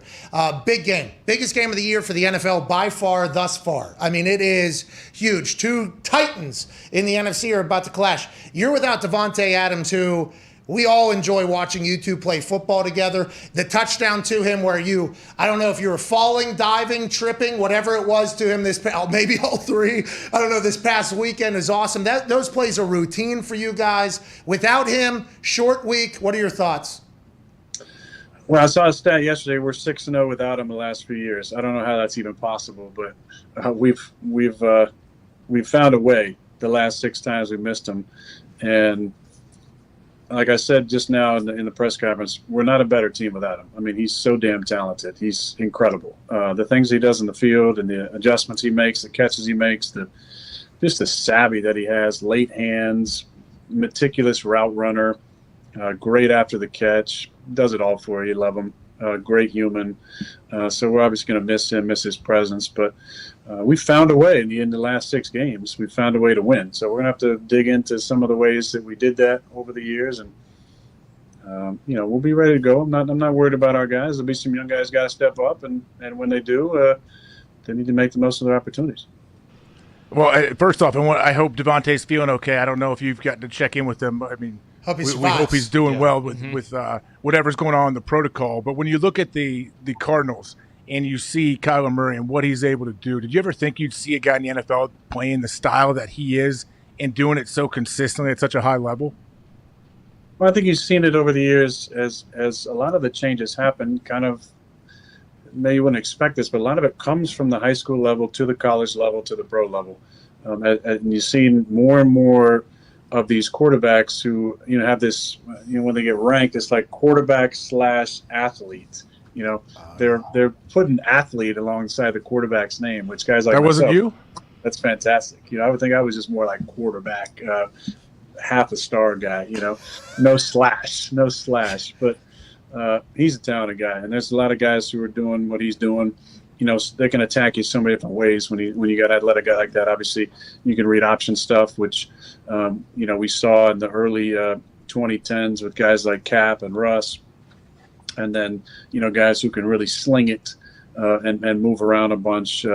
Which there's a few guys like him, but he's talented. Arm talent is fantastic. He can run around all over the place. He's one of if not the fastest guy in the field most of the time. And the weapons that they got, obviously D-Hop is a fantastic player, has been for a long time. AJ Green, seeing him come back for his injuries and playing really well. Christian Kirk, great player. Zach Ertz, a buddy of mine who just got recently traded, is a super talented guy. So we're going to have to keep up with them scoring wise because they've been very consistent offensively, and so we have to find a way to score some points. Is that something you think about? Because, for instance, going into a game, and AJ has talked about this ad nauseum, like offenses now with the way rules are, with the way things are going, offenses are going to get their point. Now, last night, they didn't. But in actual most NFL games, offenses are going to get their points. Is there games you go in, you're like, okay, we have to score this amount of points this week, it feels like, because we're going against them? And then when you look at this Cardinals defense, they're getting Chandler Jones back off the COVID list, and he had 5 sacks in that first game, and I think he's continued to be there. How do you frame that? Is that just like an expectation going in? Is it goals? How is all that? Well, I don't know if you necessarily put a number on your mind, but when you're playing a great offense, you're going to have to match them, score for score. So just kind of a mindset. You got to maximize your possessions. I don't think you say, hey, we got to get 30 points this game. It's just we got to maximize scoring our possessions. We got to keep the ball out of their hands. We got to take care of the football and not turn it over. And that's kind of standard stuff. When you play on the road, you're playing against good defense in a hostile environment, a team that's 7-0. You know that the turnover margin is going to be so important to the game, and the possession time. Maximize those possessions, withstanding that initial surge of energy and hype from their defense and from the crowd. And if we can do that and still be in the game, you got a good chance to win. Hey, that was a speech right there, dude. Hey, we got to withstand he's excited. the surge of you energy. seem like you're in game mode. You don't seem to be as laid back as you usually are at home. But hey, you got a game in a couple of days. Are you guys leaving? Halo. I don't have my Halo light. I don't have my books behind me. I mean, I have a book, but I don't have my books behind me. I'm in Red's office here. I got a meeting. It's work time, AJ. Get over it. All right, hey, we got work to do around here. Hey, I could have shit that you got behind you, AJ. I could have. Trust me, I could have Amazoned you a nice little backdrop if you need it. Let me know next time you're in the facility on the show. But is this one of those games you pull out trick plays or stuff you haven't shown yet this year on film? I'm not going to tell you that, buddy. Come on. Is this the kind of game, though, that teams do that? Hey, unlike some of those other shows out there, people actually watch this shit. Thank you. That means a lot, by the way. None of us know why, but do you have... Because you don't wear sleeves, Pat. That's why. Well, I don't know if that's the case. I do have another 60-pack coming in. Ooh. I'm good. No laundry, 60 days. Why is AJ not smoking? That's my real question. What's going on? You cutting back or? I don't know. I might quit. I don't know. Really? You want to smoke dope? You want me to send over some dope instead? Is that how it goes? You have to choose? Well, I think you're going to still be addicted to the movement. I'm just saying we can easily make this a much better experience than your house almost burning down with the shit smell in that attic of yours. I mean, we'll talk about it. We will talk about it. It is weird. He's not smoking, Aaron. What's that all about? Is he okay? I don't know. Sidebar. He's a little angry today after he sent me a weird message this morning. This was supposed to be to his wife, I think. It was an angry message. I don't know what's going on. Oh, geez. Hey, go ahead. Let's change the subject. You got to come up with some better stuff. All right. Go ahead, Ty. Aaron, you mentioned your back not feeling great, and hopefully that's just a one-time thing. We don't have to deal about it, but the legs look great. I mean, that slide you had to against Washington, picking up the first down. Without Devontae, are you thinking on Thursday night, like, hey, this might be a game where I have to, rush for 50 to 100 yards potentially? Yeah, maybe 200. Spikes up, Ty. Spikes up that slide, bro. Look, I got inspired watching number 4 for Washington, man. I mean, the dude almost ran for 100 yards. I got inspired. So I've had an explosive run the last 2 weeks. Very, very proud of that. That's not something that I want to make a living doing. Definitely don't want to take any unnecessary shots, but I have enjoyed getting out a little bit and extending plays, and for whatever reason, I've been able to have a double-digit run the last 2 weeks. So I'll be really hoping that I got at least one more double-digit run coming up on Thursday. Is it because of squats, you think? Are you trying to defy Father Time as you go here? Like, whenever you see what Tom's able to do at his age, and obviously there's other quarterbacks that are you're not getting old, but in the game of football, you kind of grow older as the years go on. It's kind of, I'm not saying you're getting old, all right? You look young, you look great. Halloween's right around the corner. Can't wait to see what you dress up as, by the way. Ooh. That hair's going to be fantastic in there. But do you have to change anything? Have you changed anything? The way you eat, the way you lift, the way you prepare? And are you trying, and do you feel better than you've ever felt? Pat, yes. We've answered these questions many times. Last year, powerlifting, you know what I mean? They got me the great rack. at the house. I've been squatting the last couple of years, putting up a ton of weight. I got inspired watching AJ with his 5 a.m. workouts, doing the Versa. Many hours spent on the Versa climber, getting my conditioning right in the off season. Big shout out to Age for that. But yeah, I mean, when I saw you in the Bahamas and you were slimmed down, I remember you told me about your diet and how much you're paying attention to what you eat and how it affects, not just the way your body reacts and feels, but the way your wife looks at you when you have your shirt off and down there in the Bahamas. That's some important stuff, man. But for you, it's more of appearance. For me, it's about performance. So I got to make sure I'm careful about the stuff I'm eating and get out of that squat bar every week. Well, I don't want to be fat. I would like the same for you, by the way. I would hope you would never get fat. But it is a fascinating, because we're in the middle of time where we know so much. Like, Tom looks younger than ever. He's backwards hat Tom now, Florida Tom. And he gave an answer last night about how he thought he was a cold weather quarterback. And then he went down to Tampa and he's like, oh, I'm a warm weather quarterback, like I am. And it feels like you only thrive in these conditions in your body. It just seems like you're defying a lot with what you're doing and how you're playing. So I'm incredibly impressed, sir. That's all I'm saying. I appreciate that. And I enjoy being a cold weather quarterback in Green Bay. When the weather changes and the leaves start coming off the trees, I get a little twinkle in my eye because I know that football season is about to really start. Hell yeah. That's awesome. What a great way to close this before we get into the book club announcement. You've gave a couple motivational speeches, and I think it's because you're in that building, and I feel like I'm starting to get a hint of what it's like to be your teammate, and I'll let you know that every week I get so excited. That's you think I'm all about, just nonstop speeches in here? Yeah. And also visualization of 2-minute drills before games and stuff like that. Still happening. Visualization, very important. I think we can all agree on that. But when there's sky cam and other things on there, fascinating decisions. But it's not about that right now. What it's about is continuing to grow the largest book club in the sports world. Ladies and gentlemen, it is time for week 8 of the Aaron Rodgers Book Club. Drum roll, please. First, there was The Alchemist.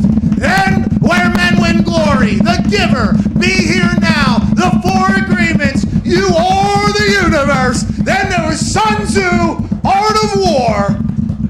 Book number 8. Is he still alive? Of the year. Rest in peace, by the way, to Sun Tzu.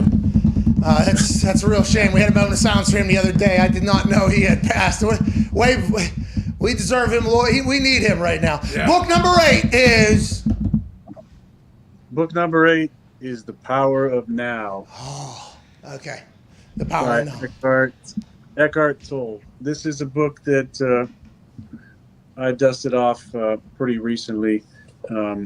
It's a guide to spiritual enlightenment. It's very similar as far as the direction that it goes as Be Here Now, just kind of a more extended version. It's a fantastic book for anybody interested in what a spiritual practice looks like, how to better understand their mind, how to quiet your mind, mindfulness. Talking right to Pat. It's there's been but as of this cover, over 5 million copies sold. But it's a New York Times bestseller. It's been read by millions of people around the world. Called The Power of Now, and it's a fantastic book, and not a difficult read either. It's 227 pages or so. Pat, that should be a nice little week read for Connor, I'm sure. But I am, I just one of the cool things. This show has been amazing for me. I can't tell you how many times I hear people say that they love watching the show and they can't wait every single Tuesday to watch it. Even friends of mine that I didn't even know kept up on what I was doing in the week, tell me how much they enjoy it. But, little things like I was walking down with Bakhtiari to the golf cart to head down to the walkthrough. And one of the guys who was giving the tour goes, "Hey, thanks so much for the book club." I said, "Oh, cool, man." He said, "Yeah, I just got The Giver. I started reading it, and I look forward to the recommendations every week." So it's really cool to know so many people watching and interested, and not just the shit that we say on here that people pick up and that your voice splice up into some really cool 2 and 3 minute clips, but the fact that people are inspired to read maybe a little bit more and enjoying some of the book recommendations is pretty cool. So thanks for the opportunity for that. I love you, Pat, Age, and the boys. It's this is part of the fun. The fun is obviously. I got my best friend in the league back to go to work with every day. I got the funniest dude in the world to drive down to practice with every day in David Bakhtiari. I got a great coaching staff that I love. I'm still in Green Bay and having the time of my life. And I get fun moments like this every single week. So life is about perspective. And I'm just daily counting the blessings that I have in life and just have so much gratitude for these moments. And for the fact that I'm 37, I'm still playing and still playing at a high level and still getting to have fun moments each week, including on this show. So thank you guys for that. No, listen, obviously, thank you.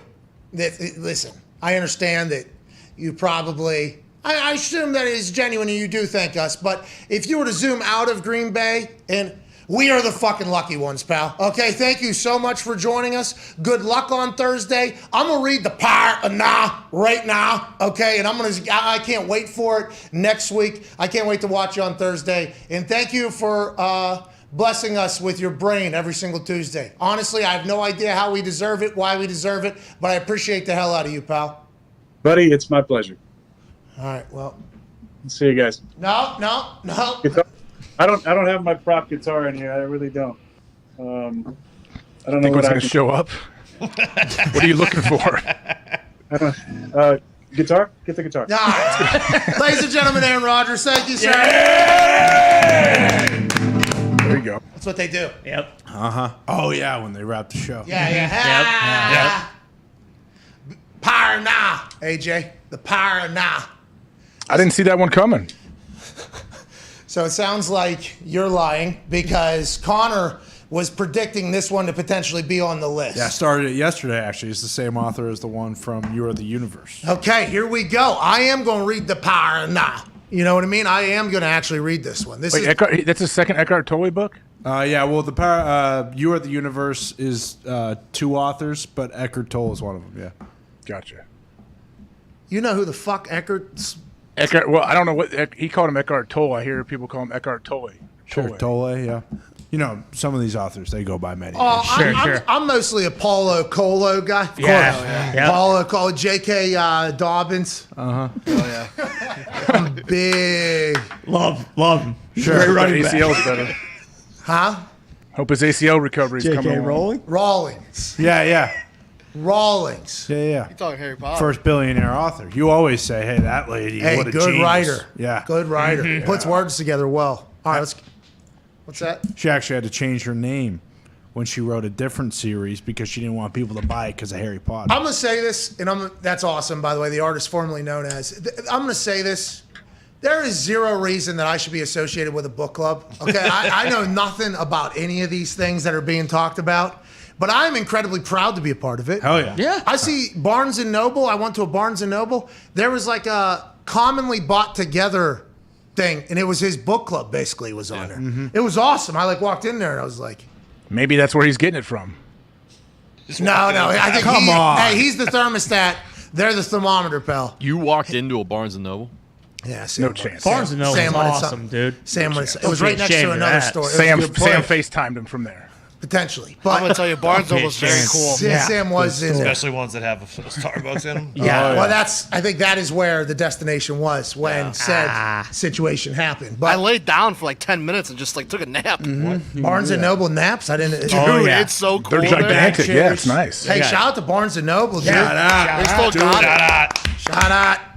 We They have Legos. We got a book club shirt for them if they want to buy it and donate money to a readers advocacy program that Aaron Rodgers will select. Oh, they could maybe buy it wholesale and then have it in all the stores. Oh, so then they can help sell the book club and raise more money for reader advocacy programs. Just a thought. Then all of a sudden, are we thinking of ideas for readers? And are we readers? First answer, yes. Second answer, no. That's crazy. Look at us.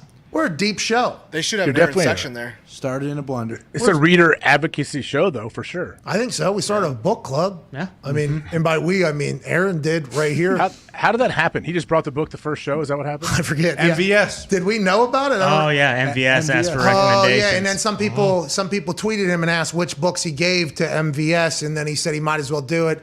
He's going to start. Do you mind? I think he said, "Do you mind if I start recommending books?" It's like, no, I don't fuck. Yeah, do whatever the fuck you need to do, dude. Do whatever you got to do. You're Aaron Rodgers, man. What a guy. What a human. We're going to talk about what he talked about on the other side of the break. We're going to talk about Thursday night. We're going to cover some other stories in the beautiful NFL. We're going to take some actual phone calls that I've been teasing for 2 hours on the 5-hour Energy phone line at 1-833-4-McAfee, and we're going to learn more about the legend that is A.J. Hawk. And if that's not enough to stick around for 4 minutes, I don't know what is. We're live on SiriusXM Channel 82, Mad Dog Sports Radio, and YouTube.com/The Pat McAfee Show. We'll see you in 4.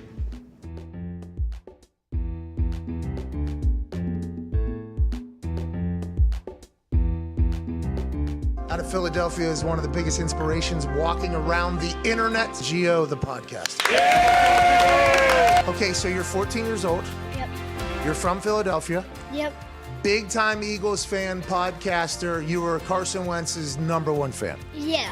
Yesterday, the 801 invited me, and Carson invited me to the game, and I got to go on the sideline and meet Carson again. And he gave me a football. Let's go! Yeah! You're obviously full of energy, full of optimism, full of upbeat, good vibes. Yeah. What do you go through on a day-to-day? I've had 20 surgeries in my life, so it hasn't been easy. I have a condition called SJS, short stem syndrome, and it's basically like muscular dystrophy with dwarfism. My elbows are dislocated. My left hip is dislocated. I had to get my right hip reconstructed. The reason I'm so optimistic is because life is too short to focus on the negativity. Let's go! I'm sorry to hear that you have to be tougher than all of us on the day-to-day, but I am so incredibly thankful that you keep that mindset. How'd you develop love for football? We've always been a football family, but then when I started having surgeries, I started watching football, and then I just kind of fell in love. What does the rest of the season look like for the Indianapolis Colts, you think? Carson's going to keep himself safe out there? Carson's going to have his best NFL season here in Indy. Why is that? He loves it here, and he's having fun. And when Carson Wentz is having fun, he plays his best. Okay, and how about the Philadelphia Eagles? I think they got a little developing to do with Jalen. Are there any players that you'd like to get on your podcast? Brian Dawkins. Oh. Is he your favorite Eagle of all time? Him, Carson, and Zach Ertz are my top 3. Oh, Zach sorry. Ertz. Damn, last week. so sorry. Yeah. Why is everybody getting traded out that you like? What's the deal? I don't know. You're really, really good at this. What's the name of the podcast? Philly Sports with Giovanni. One last message to somebody out there who maybe doesn't view life the right way, you think? I'd just say find your happiness and find the thing that inspires you, like I found football, and just try to look on the optimistic side. Hey, you absolutely crush it every single day. You crushed it in here. We appreciate you. We hope you loved Indianapolis, Indiana. Come back whenever you want. Ladies and gentlemen, Gio the Podcaster.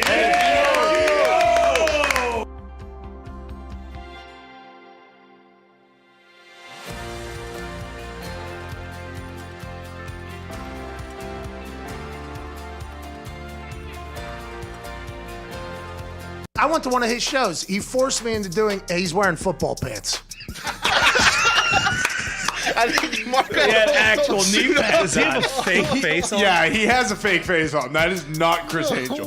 That or he's been eating McDonald's with Mark Davis for the last 5 years. I just want to let And it everybody only went know. straight to his face. I just want to let everybody know this is NFL related. Okay, Uh-huh. we have to talk about cover this. it. Have to cover it. Why is his penis a different color? He's wearing football pants. Tony, that's a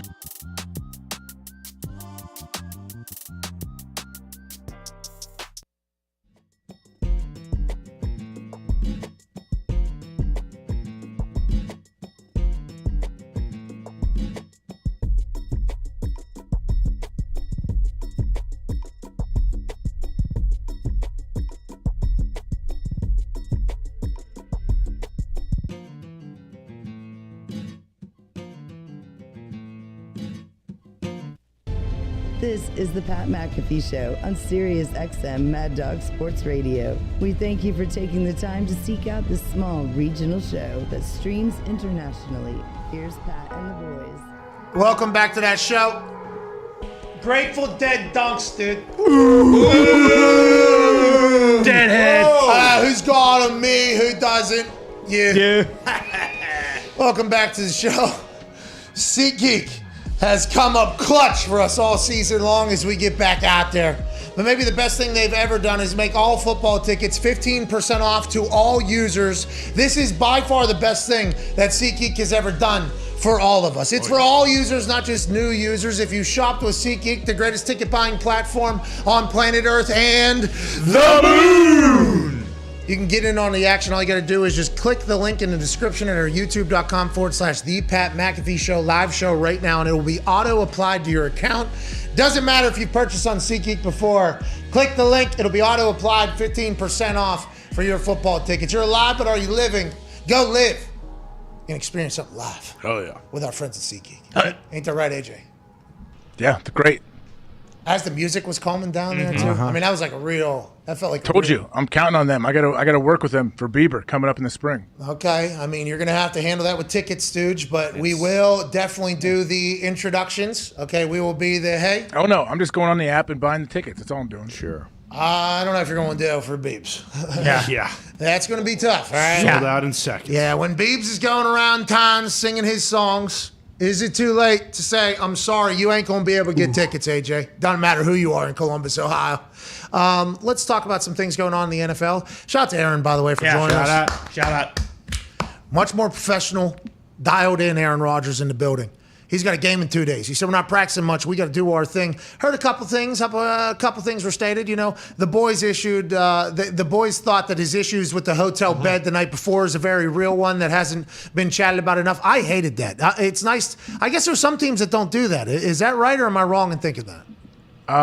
I've talked to guys when I played that had played in other spots where they didn't stay in a hotel before home games, but then I haven't heard anything like recently of teams staying at home. It's the worst. Hey, I have a bed that I have purchased and invested in 5 miles away from here, but I'm gonna stay on this bed bug queen size bed because I'm a young guy on the team. It's like, why are we doing this? We spend all this money on everything else, and that's because, to exactly Aaron's point, there is a chance that maybe guys will get themselves in a little bit of trouble the night before a game. And what you would hope is that you don't have guys on your team that would get themselves in trouble the night before the game. I think that would come through the hiring process. But also, if they go out and have a couple pops and then they score 6 touchdowns the next day, who gives a fuck? There's stories about that all over the history of the NFL. And that's probably not an issue at all with COVID right now, right? Like, these guys can't, Devontae Adams isn't going to play Thursday. Not saying he's doing that, but, he's not playing Thursday night because COVID's still a thing in there. So and with the cell phones and everything. And nobody's really going out. I mean, people go out, I guess. But it seems like that go out community is much different than what it used to be. Yeah.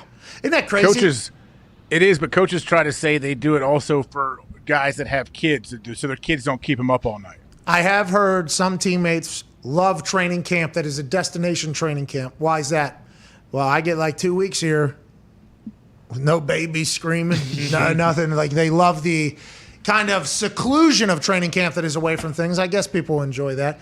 That game on Thursday night, all signs were pointing to me going, it's going to be a tough game for the Packers to beat the Cardinals. And then you listen to Aaron, who's in the middle of his, prep for the game. And it's like, all right, well, how are we betting against that dude? All right, how are we going to do that? That's going to be tough to do. But on the flip side, this Cardinals team is fucking electrifying. They get Chandler Jones back off the COVID list. I mean, that team is stacked, and so are the Packers. Packers getting 6 points is insane. There was a stat that was making its way around the internet that Aaron's like 10-0 in his last 10 primetime games. Is that what you're going to say, Diggs? Yeah, so he's good, and then they're 6-0 without Devontae Adams, and he said, listen, that stat is real, but that is not a factual statement about our team being better or worse with Devontae. We've just had to do different things that maybe teams weren't prepared for when you lose out on one of your biggest pieces of your offense. What are your thoughts, and what is your takeaway on Thursday night after chatting with Aaron from Coach Red's office, whoever it is? Red, long-time legendary equipment manager there in Green Bay, Red Batty. He's awesome. Shout out Red. Shout out Red. Yes, absolutely. Get a guitar in there, Red. Who? Get a guitar. Get a guitar in there, Red. Oh, I mean, don't say that. Red will have 10 guitars in there next week. No, Red, we're joking. We're joking, Red. It's only one Thursday night game. Don't need a guitar, Red. Unless you want to play. Did this line change after Devontae went on the COVID list? Yeah. I think it was 1 point, 1.5 point. It was the line was 3.5 to open, and then I believe it was 4 when Devontae news came out, so it's moved a couple points. It's huge, but the Chandler Jones news is also huge. Yeah. There is a lot in favor of the Red Sea and a lot not great for the Green Bay Packers. Their defense has their best game by far with the new defense coordinator. He's out. Congratulations. You might have been getting into a rhythm of calling plays with this group of guys. You're out because COVID's still a thing. And then Devontae Adams, number one weapon, he's out. 6 points is a lot of points for Aaron Rodgers to get whenever, however, when Aaron Rodgers is playing football, though. Yeah, I don't think they're going to get blown out. And Rodgers said it. I think it ultimately comes like if the Packers can force a couple turnovers because they typically don't turn the ball over, I think they'll have a very good chance to win the game. I can't wait to chat about that game for the next couple of days. Let's get to the 5 Energy phone line and hear what the people are thinking, huh? Yeah. Huh? What the people are thinking, AJ? Yeah, can't wait. Remember, we have a protocol now. Hey, it's insert name of person from city. What's going on? Hey, Pat, boys, how you doing? And then boom, keep it moving. Bang, right into whatever you're talking about, right? We've established this. Yep. This is awesome. Let's do it. Josh in Albany, what's going on, man? Hey, boys, how we doing? Keep it moving. Look at us. We're a show. Let's go. Josh, what do you want to talk about, dude? I want to underreact to the Kansas City Chiefs having a bad season so far because the 11% drop in Patrick Mahomes' passer rating between like the last 3 seasons and this season is right in the margin of expected productivity loss for a new parent. And that's what I think's going on. Oh, interesting. Josh, great point. We haven't chatted about that. Is Patrick Mahomes' life completely upside down because he's got a drunk little toddler roaming around the house, pooping and shitting and puking everywhere? Yeah. That may be, I don't have any little humans around my life ever, but is that something that could affect your production in football, AJ? I mean, it can definitely change your sleep schedule and everything that you're doing. But is this caller saying that Mahomes needs to ship off his wife and his kid for the season? Every Hall of Famer that gives a speech says, I am sorry to my kids and my wife. I was not around enough. Okay? Basically, everybody said that. I'm not saying that he should ship his kids out of town or his kid out of town, but maybe the kid is added and into it, which is what we talked about yesterday. $500 million, $500 million expectation. A lot of success. He was always beloved by everybody because they were underdogs. They came from behind and win. He likes catch up. He's relatable. He's electrifying. He's winning. He's the next Tom Brady. He's babyface. He's beloved. He's in commercials. He's doing this. He's doing that. Then all of a sudden, his brother's dancing on fucking 21 logos on the field. His mom is saying stuff on Twitter that's getting bad backlash. His baby's potentially crying in the middle of the night. There's a lot more on the plate for young Patrick Mahomes, who has been an absolute star and a stud. I'm not going to say I'm going to underreact, but we already deemed it earlier. Chiefs coming back this weekend, dude. Let's not forget that Patrick Mahomes is not the only one in that organization who's dealing with child issues recently. So, Andy Reid's got a lot on his plate as well. All right. That was not, I'm just saying, that was just being real. All right. Who is this guy? It's a good point. What are you saying? Who is this guy? Who Diggs is? Diggs is just... He's got a lot to deal with. I want to let you He's know. on edge. I want to let you know that in this studio, okay, you're from here over, and then it's Diggs, and then it's Connor, and then it's Ty, and then it's everybody else. I want to let you know that the toxicity has been running rampant, basically from this for a long time. That pie chart so is I don't know what incorrect. you're saying about what is into this guy. This has been This is Positive Alley right here. No. Right here. Hey, Positive Alley right here. That pizza's too big. You got to aim that a little bit more. I'm not toxic at all. No, this is large slice, pal. This is deep dish, too, with how much lasagna like toxicity y'all motherfuckers have. I can admit I was toxic. This week I've turned a corner. Ever since we were on top of Fauci, I've been in a way better mood. Yeah, all right. This is Positive Alley right here, dude. Jeez. You and me, pal. Tony, did you just hear what you just said? I was being positive that Andy Reid's got a lot to deal with. Cut the guy a break. I mean, it's not really him that has anything to deal with. A lot of people would say it's potentially the other people that are involved in that particular stupid situation, a bad mistake that was made. But you're right. There's a lot of things happening off the field over in Kansas. X Factor's quitting. Yeah. Oh, Yeah, geez. he's switching sides. Patrick Mahomes got this whole new life. That Reed thing is very serious. That has to affect somebody if it gets in there. It's just a different world. Success brings this type of stuff, though. Spotlight, different drama. How do you deal with it? How do you manage it? Hopefully the Chiefs will be able to do it. Let's go with Steven in North Carolina on the 5-Hour Energy phone line. What's going on, Steven? What's going on, Pat? AJ boys, how you doing? Keep it moving. Yeah, so I just got a question about the timing of the bye week and how that could potentially affect teams looking to make the playoffs, whether they have a bye week in week 7 or a bye week in week 13. Great question, Steven. And AJ is not a firm believer in this because if everybody's wearing a helmet and playing football, there's no excuses. Remember, AJ has actually been on the record of saying that you can't miss a game because of an upper body issue. That's right. No. Disagree. That's what you you shouldn't lay on the said. field. You should not lay on the field ever, but you definitely shouldn't lay on the field with an upper body injury. Okay. All right. Whatever the case, you get it, what we're trying to set here. So whenever I broach the subject of 2 bye weeks, if they wanted an extra game in the NFL season, the NFLPA should say, okay, we want 2 bye weeks then. So then this thing becomes a 19-week schedule as opposed to the current 18-week schedule to get 17 games in with 1 bye. The extension of the season to 17 games past 16 games, which is, groundbreaking. 16 games is a long time. There was a lot of fight on the 17th game. Feels like the 18th game's right around the corner with how much money's probably going to be made off of this 17th game. I said this before the 17th game even came. A lot of other people echoed the sentiments, but when you see the cash cow coming in, you get one more game, why not get another one?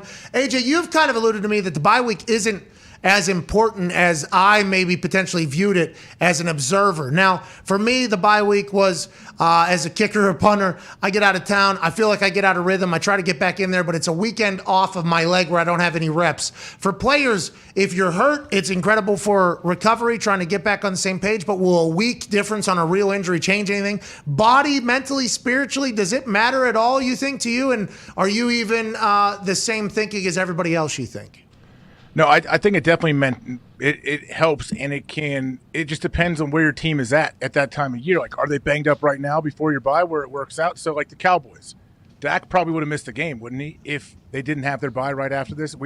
Possible he could have missed it. So, for them, it seems like good timing, but I think it's luck on timing when it comes to your injuries. What if you have your bye week 8 and you're like, okay, cool, right in the middle of the season, here we go. And then a week and a half later, you lose 5 starters. Like, then you're like, oh, wish we could have had the bye right now. And by losing starters, you're not talking about like IR worthy. You're talking weak, maybe a muscle, something. Ankle, you roll your ankle, hamstring, stuff like that to where a bye actually can help you get closer to playing. So what you're saying is when it comes to bye weeks on when it's good and when it's bad for teams is that situations...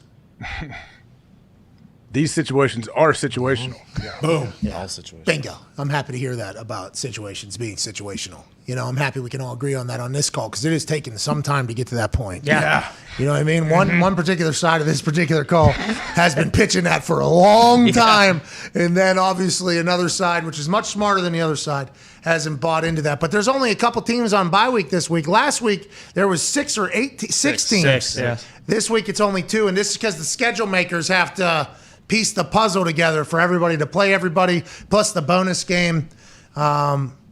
It's not a good time for the Raiders. It feels like the Raiders are on a run. Right? Yeah. Yeah. You can see that's a prime example. Raiders have their bye now. Like, I am sure Coach Ritchie would like to just keep this thing rolling and keep that momentum. Yeah, don't want to lose anything from a week or 4. Everybody has to be out of the building for at least 4 days, right? Is that, I don't know. Is it changed with COVID? How's that work? Well, I think last year they weren't allowed to leave. They had to test every single day, so they weren't even allowed to leave the area that they played. But I think it's back to the 4 days out of the building because they're only testing once a week if you're vaccinated. I'd assume if you're not vaccinated, you can't go anywhere, can't do anything. And have we gotten an update on the people that weren't vaccinated to start the season that have become vaccinated because of the pain in the ass? I said around week 7, week 8 is when people probably get sick of doing all the shit, waking up early, potentially. Have we heard any updates on that, or has that kind of been all quiet? I haven't heard a thing. I haven't heard a single thing. Unless a player says it and comes out and says that, hey, I wasn't vaccinated. I got vaccinated because of this. Like, I don't think we're going to hear that. Cam Newton, right? Yeah, allegedly. he did. Cam Newton came out and said that. Didn't they change the protocols anyway so that players that were vaccinated had to get tested more because what Justin Pugh and them said. Yeah, but did J.C. Treader put that through? Yeah, I don't know if that ever happened. Depends if it's elevated protocols. Like the Packers, aren't they all getting tested every day now because of these, whatever the protocol is? Is that because Joe Barry tested positive? That's why the elevated protocol is with the short week, so everybody's getting tested every single day, and now everybody has to wear masks too. I heard that, even though Aaron was secluded in an office. They did say elevated protocols, which is insane to think that COVID is still driving a massive part of decisions being made and a lot of money whenever the rest of the world, not the rest of the world, there's a lot of worlds right now. Okay, I very much understand that, but there's 100,000 people in stadiums, and I assume they're all, negative COVID tested as they go in there or whatever. But it is wild to think right now that this is only going to continue through the season. Holidays are about to happen. Things are this is going to be an interesting conversation piece as we pivot into this rollout phase of a potential period that could be coming to an end or Just getting started. Staying forever, I guess, depending upon who you listen to. It also hasn't really mattered yet, right? Because we haven't had, there have been guys who have been on the COVID list, but it hasn't been in a position like it was last year where it's like, oh shit, they could, because I don't know what. Devontae's a big deal. Well, that's what I mean. That's a massive deal. Not canceling or moving a game. Or having because what you said, Schefter said it last night during the game, if he's out, now it's what potentially actually everyone else in the receiver room's out as well. But, that was last year, right? Yeah, I don't know if the close contact thing is still the same. Has Schefter sounded like? Because I hadn't heard that, and then I'm thinking they're gonna have 4 guys, receivers that are gonna be out too because of contact tracing or whatever. And I wonder if the way Schefter delivered it is just because of what we know about COVID, which I guess is not a lot. That hey, if these two have it, there's probably a good chance that there's going to be more, but this is going to continue to grow. And if guys like Devontae keep getting and defensive coordinators get ruled out for teams, I mean, that's going to become something that there's going to be more people trending, I assume. There's going to be a lot of things trending, and we're going to be forced to talk about stuff. And if you're testing more and you're testing daily on certain teams, there's going to be more positive tests and more guys out. Yeah, because, statistically, the more you test, the more answers you're probably going to get, right? Yeah. I mean, that is the testing thing. Bye week in Vegas, too, and also bye week in Baltimore. You don't think a couple guys are heading down to Jimmy's Seafood? COVID? No. They haven't been able to have those crab cakes and so they're so good. Exactly. The Jimmy's, listen, I don't like going on record for a lot of stuff, especially when it comes food-wise, because a lot of people disagree with food. Mm-hmm. I don't care if you like seafood or not. Jimmy's shit is unbelievable. Universally top tier. That platform that platter that they sent us home with on the plane, we took all types of seafood onto a plane, which is rules 1 through 10 that you're not supposed to do when you get on a plane. Onions and seafood. It was so good. And they ship nationwide. We got 40 winners already picked. I think there's another 10 coming from their side. I love that. But you're right. The temptation of eating some of the greatest seafood on earth might be too much on a bye week to potentially stay away from the COVID cave. That is something they got to think about. Luckily, you had already had it, so you're an unicorn. I am an unicorn. That's right. And I was vaccinated, and I got it. So I think I'm allowed to suck COVID through a straw still. Triple unicorn. How long does that last for? 3 months. 3 months. In my but I got six months. In my studies, over 12 months. All right. All right. I don't know if that's great. We have no one to tell us how long anymore. Why not? Can't get a word out of the guy all of a sudden. Who?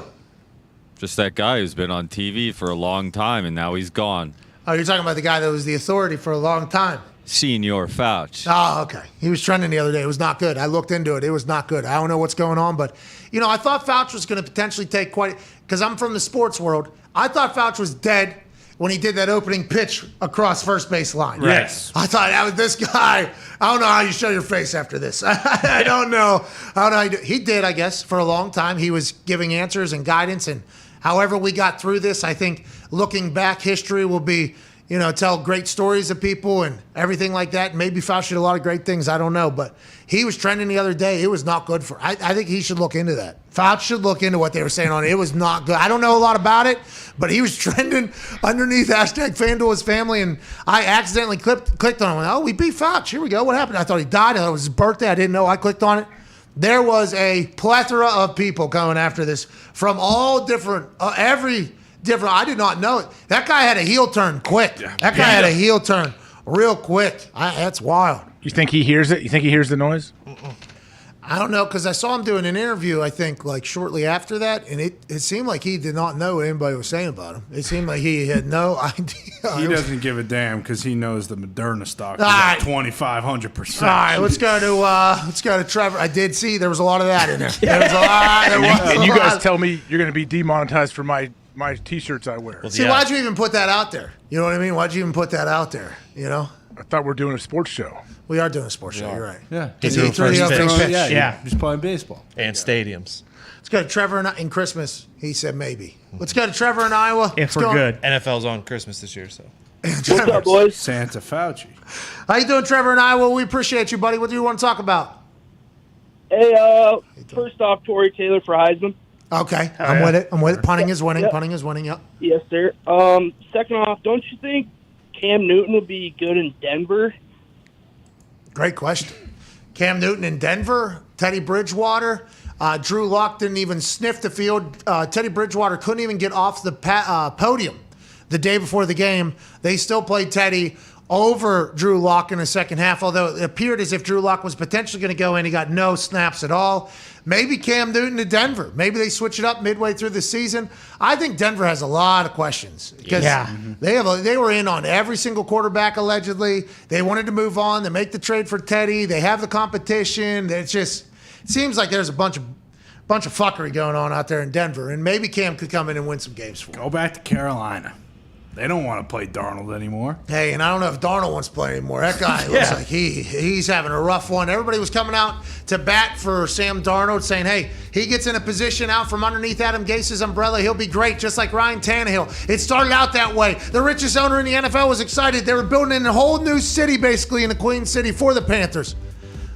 Piers Darnold stinks. Picked up his option. It's not a shame. That is a shame. I mean, for Sam Darnold, maybe he'll get hot again, but maybe Cam Newton will get welcomed back into an NFL franchise to be a starter again throughout this entire NFL season. We will cover it every single day. Today's Aaron Rodgers Tuesday is wrapping up. AJ Hawk, anything to say to the Chris Mad Dog Radio listeners that come on 6 minutes after this break begins? I'm looking forward to listening to Mad Dog Show with the other listeners. Me too. Do they call in and still talk shit about us? Probably. We'll be back manana with a Coach Us Up Chuck Wednesday. Thanks to you all. Cheers.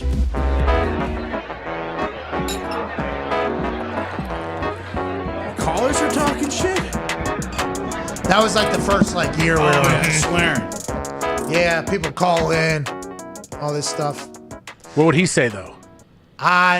Big personality. I've heard the barking. I don't love it. I don't know. I did that post the other day, because something hilarious happened in Wichita, Kansas in all of our lives. It was something that we've worked hard for, and I'm very, very thankful for everybody's contribution. And I was on a plane kind of looking back on everything, thinking about how big of a joke it was, and I did it full. That is literally where, what a ridiculous fucking scene to be in right there. I actually asked Michael Cole. I said, hey, Cole, I'm about to go have a call that is about to be, I think, paramount in my life. I think, could you take a picture at some point wherever I am? That is what it is, and I'm so thankful for Michael Cole getting a chance to document it for us or whatever, and it's cool. I didn't thank Mad Dog in my entire thing, and a couple people did comment that, how about Mad Dog letting you on there? And although Mad Dog, I guess, did have to give the final say for us to be on his channel, I don't think he wanted us on there. No. I don't think it was, and I've only talked to him one time, so I am appreciative of the channel that he began long ago and how he is a pioneer and a trailblazer, but I don't really know much about that guy or hear from that guy at all. No, I mean, we've been doing this for a long time. Yes. Yeah. You're a fucking Mad Dog. I don't know why you got to thank him. Well, he's letting us on his channel or whatever, and I did thank him. I called him. Tom Brady hasn't. Remember Tom Brady? That's right. Yeah. I'll bow down on Tom calls. He's awesome. I just didn't want him to feel any beef, which I assume he didn't because we have zero relationship. So there would be no reason to thank him. I mean, I wasn't sure if the Heisman to radio was going to call you and congratulate you. Oh, yeah, I can't believe that was unbelievable. I mean, when this announcement happens, I think people are going to be startled. Oh, yeah. Really? Yeah, not our fans. Our fans, our listeners, our viewers, the people that are the fucking greatest on earth, they're going to be like, Attaboy, boys. Here we go, boys. There's going to be a lot of that. There's going to be a lot of that. But I think there's going to be people, that maybe there's going to be some what? Excuse me? That's going to be awesome. I can't wait for that day. I'm very absolutely. excited. That's definitely because people that don't know anything about they know you and they know of you. They have no idea what it is, how massive it is. It's awesome. Just got an offer yesterday from somebody, by the way, that was laughable. You know what I mean? The only reason why it is laughable is because of the incredible community that we've been so fortunate to be a part of this day to day. I mean, it is. We used to run around the back of box trucks with 700 degrees trying to do a daily show. And the things we have tried to do and the boys' incredible work over the years and grit and stick-to-itiveness, okay? That is something that I think it cannot go overlooked at all. There's a lot of moments potentially in our company and our show where it has looked, actually there hasn't been that many. It has actually been pretty successful since we started. It really has. But there has been some moments. There's been some moments though where it was like, are we doing the right thing? Is this the right thing? I mean, last Friday, literally before, I was honestly believing that maybe it is time for you guys to do a better show than what we do on a day-to-day. And I think it's because I live and die with this, every moment of my life, basically. And my wife is the best because she's a part of it as well with the ideas and the thinking and everything like that. Here it doesn't stop. But this is the coolest moment of the history of my existence, what happened on Friday. And it's a joke, and I can't thank everybody enough, honestly. Honestly, I can't thank everybody enough. It is a joke. It is hilarious. It is comical. I don't want to give it away. Don't give it away. But it is awesome. It is very awesome. When are you allowed to give it away? I don't know, because now... Christmas? I don't know. Well, Fox said maybe no. Oh, shit. No, but I think it would be in the next couple months, I think. I don't know.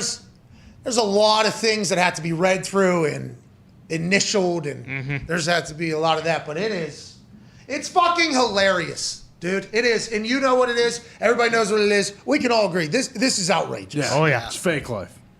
It's awesome. But it's not, though. Yeah. Kinda. Yeah, easy for you to say. You just got $60 million the first time you signed your name next to a piece of paper on a goddamn before you even played a snap. I'm done working out. Where's my $60 million? I gotta go back. I gotta finish working out. Or what? Keep it up. When you guys are done, I'm trying to be real and tell you, you need to give yourselves more credit. That's all I'm trying to tell you. I don't need to tear you down and make myself feel better. I'm saying it's not that absurd what is coming here in the next couple months when you announce it, because I see exactly what happens day to day, and I understand the impact it has all around the world pretty much. So I think you should take some credit in that. Well, okay, and I won't take any, but I do believe that you need some because this stooge joins us. Well, I'm not trying to turn this into a slurp session. I'm just telling you guys need to understand what you have. Anyways, we're thankful for you, AJ. Thank you, AJ. And thank you for your kind words. Thank you. The people we should be thanking, though, is literally the people that watch. I've said it a lot. I have no idea why, but I thank you for it. And with that being said, I do believe I gotta go take a poop. Hell yeah. Yep. Been there. I knew that was coming. How'd you know?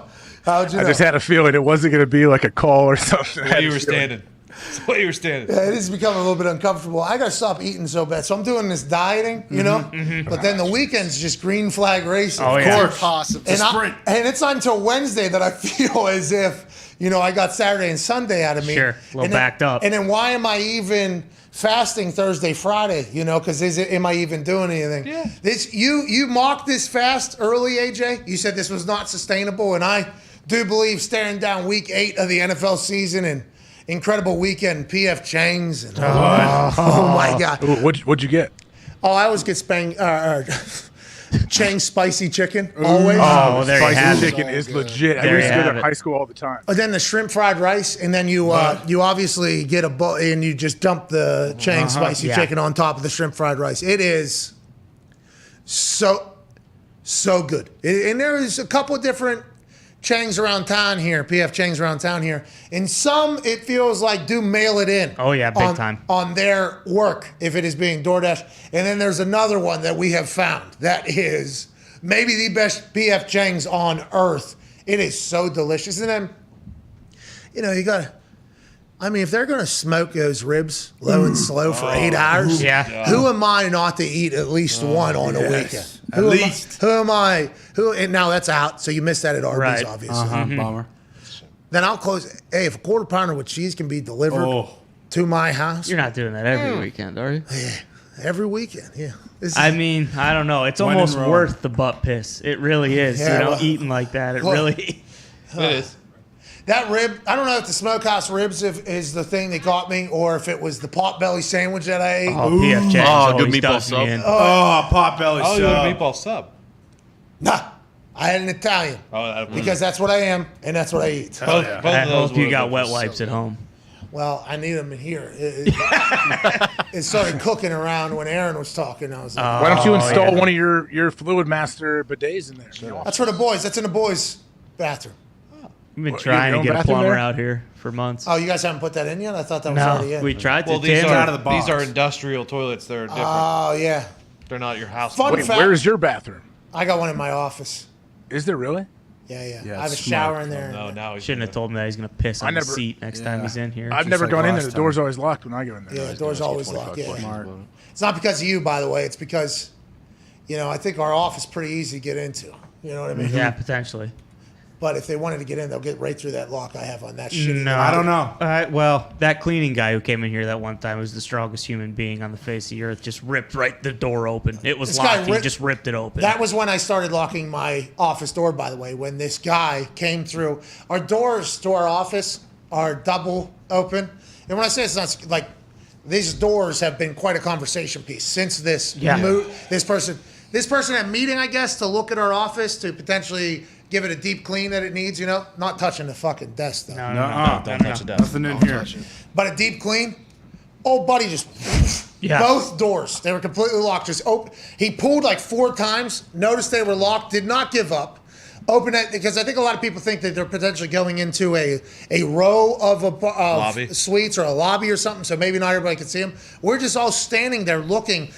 Boom! Blasted open. Yeah. Wind and sun around this guy's head. He walks right into our open office. Oh, it's Chuck Norris. He's like, hello? I was like, I'm here for a meeting. I was like, yo, well, are you the guy that fixes our fucking doors? Because I think you just broke them, pal. He's, I'm sorry. I thought it was open or whatever. So that is when I started locking more stuff. But yeah, you can use my office anytime you want. Anytime you want, AJ. Come on in. I mean, the amount of homeless people that wander in here too, thinking it's a YMCA or something. We need the robot dogs. If I didn't not trust them to turn and put a hole in our chest, we should have hired them. Well, we're moving to the Coliseum. Yeah. And the Coliseum is currently being built, and I can't wait to get up there.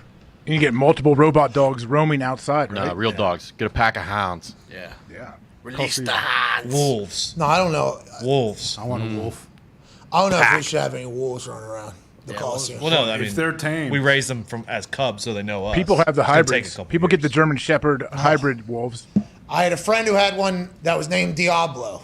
Okay? That's not a true story. You howl with this half wolf, half shepherd, it'll howl with you. You know what I mean? Hell yeah. You ever heard that? I almost got one. Yeah, years ago. I almost got fornicated by one. Yeah, I howl. I walked away, both paws on my shoulders, dog. Because this wolf dog is this big. They are the largest dogs on earth. Both paws on back shoulder, howl in ear on way out the room. Legit, actual. So what do? You just bend over and take it, let them finish? Jeez, AJ. What's your deal? That's the show, dude. Honestly. That's where I thought you were going with it. That's the show, dude. Honestly, I fucking hit it with an ice pick, dude. I hit it with an elbow. Excuse me. Howled in the wolf's face. Alpha, how you doing? Then I ran for my life, dude. Those things are huge. Of course. You howled in his face? Yeah, absolutely. I mean, I was a little vitamined up. Obviously, probably shouldn't have done it, but I felt like that was the right move. I've seen Caesar. You got to alpha these things, even if it's a goddamn wolf. They are so big. You having one would make so much sense. What is that? This is the Russian mountain dog. It is a in the dolphin prison. They have them surrounding the prison. Black Swan prison. Black Dolphin. Awesome. Black Dolphin yes. prison in Russia, which is where Russia's worst criminals are sent. It's out in the middle of nowhere. And literally, they have little cages that they stay in. And anytime they have to move, they put them in handcuffs. And then they lift their arms up so high that they literally walk around like this which is why they call it the Black Dolphin. I Yeah. believe. Why don't we get a pack of those? They're very big. I would be very scared of this. Yeah, they stand up at like 8'3", I believe. Why don't we just get Hasbulla to walk around with an Now we're M16? That's something we should do. We should have a guards tower. That would be really cool. Yes, with snipers. Yes. We're up on top. Yeah. In the Yeah, middle of the that's what you Coliseum? replace the cross with. Oh, crow's nest. Oh, mount like a 50 cal machine gun up there. With a full 360. Yeah, I can spin all the way around. Ty obviously yells. Put mid up there. Let him up! And we just, you know, Who we shoot? Whoever comes in. Anyone. intruders. I don't think anybody's going. We do need to kill a coyote up there. Though. No. Walk your laps somewhere else, Grandma.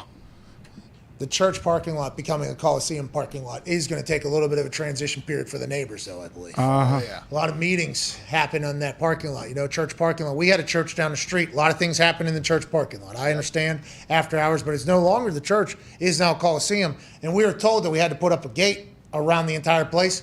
I don't think the neighbors are necessarily thrilled with that, but Probably not. There'll be some growing pains, I guess, and I want to let them know we're just trying to bring the best to the area. We're just trying to be good neighbors. You won't even know we're there. No. Unless Ty's on the roof with a 50 cal. Right. Yeah, gunning things down. Can't do it. We told the county and the city we wouldn't do it. Okay. It's going to end up on the neighborhood app. That's what we're thinking Oh, about. that app That app is. stinks. Are you on this app? I read it every morning. I've never been on it. The boys, my wife, everybody loves this neighborhood app. I've never been on it. What a wild place, I guess, from the things I hear. I get the emails. I don't check the app very often, but for some reason it notifies me on certain things through my email, and I'll go click on them and read them. People really like to air their grievances out and show like their Ring cameras. Oh, this guy is very suspicious, trying to sell me stuff. Like, people are crazy on it. It's like a Facebook wall, what it used to be almost. That's what it feels like, where people are very comfortable just to post about everything on Facebook and get very deep into it. Why is there so much comfort on that neighborhood app? Nick loves the neighborhood. Nick will send me an update out of that neighborhood app once a week almost. Is it just because you love do you participate in that? No. It's strictly just to lurk and see what's going on. I love the drama that happens. Big lurk guy. I hate Reed. You hate what? Same I here. hate Reed. Everybody does. My neighborhood saw an alien ship this week, so that was big news in there. In our area? That's cool. My area. Well, that's in Yeah. our area. Sky, right? Same sky? Yeah. Similar sky. We have same sky. Same hemisphere. Slightly similar sky. When? I feel like I look a I'll lot. find it. A few days ago. They got video on there? No one had any video. Oh, What's shocking. that all- horse. Whoa, AJ, you don't believe, huh? You should see all the people complaining about Zito's yard on ours. Well, that makes sense. Too many rocks?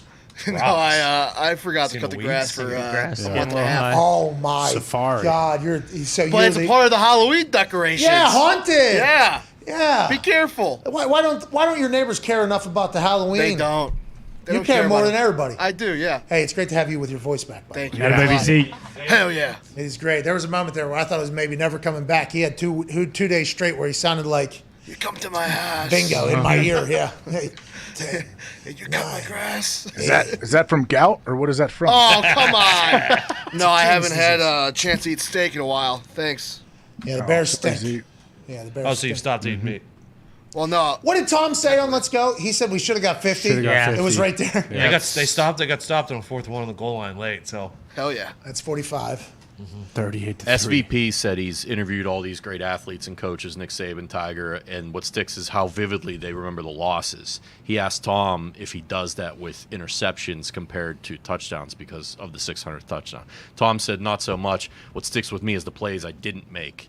So he said, against the Bears, we probably should have got 50 points, and it was right there for the taking. We just didn't. And I drove home, and it was in my mind the whole drive home. Isn't it crazy to think that? We have so much real estate. If you're a as Bears fan, yeah, real estate. Yeah, that's what it is. Yeah, you got 50 points worth of real estate in Tom Brady's brain. And then the next game, he'll find something that he fucked up that'll just weekly motivate him. And then some other record will be there. It's crazy how the elites can shape and form why and how they are motivated and how they're motivated. That Let's Go show, they had SVP on there. They had Jay Glazer on there. They had Shefty. Boom. Shefty, boom. It was like a press conference almost, a State of the Union, right? For Let's Go on Yeah, it was a town hall they were calling it. Town Hall. How was it? Glazer said he was going to beat somebody up? Every single NFL reporter, right, Nick? Yeah. Beast. Excuse me? Tom said, I got a question for you, Jay. What reporter in the media would you like to fight, Jason? All of them. beast. Jay beat them all up, by the way. Yeah. He's been training. Grappling with Lane Johnson. Siciliano? I think he'd ragdoll Siciliano, Yeah, that wouldn't be fair. I think he'd pick him up like one of these little bobbleheads. Yeah. And he would actually shake him so much and just break his neck. Siciliano did not deserve that. But it's real. But if I was asked to answer a question, you know what I mean? Ooh. With the Grateful Dead dunks, dude? Damn. Wow. How many pairs of shoes do you have? Too many? How many? Do you have a ton? I mean, are you an official sneakerhead? I think so, yeah, but sneakerheads don't consider me a sneakerhead because I don't like wait on the app for the drop and shit. I just pay for them. Smart. You know what I mean?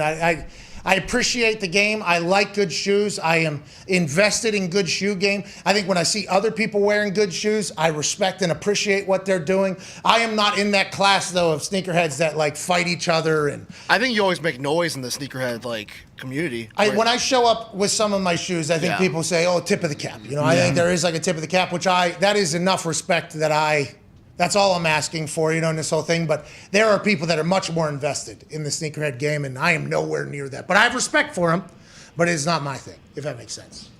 Yeah, there's people that is their life. They're gonna get the newest ones, and then they want two. Right? You got to keep one and then wear the other. Well, it actually is some people's actual life, like Nike vice president of global sales son, who's running a $10 million operation out of the backyard or whatever. I mean, the shoe game is a crazy game, and I have a lot of respect for it. You know who has great shoes?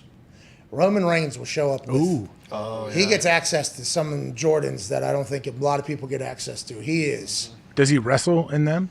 No, he has his the active boot thing that he wears, but he'll come out every show and his shoe game is just. Cena does, right? Doesn't Cena wrestle in Jordans?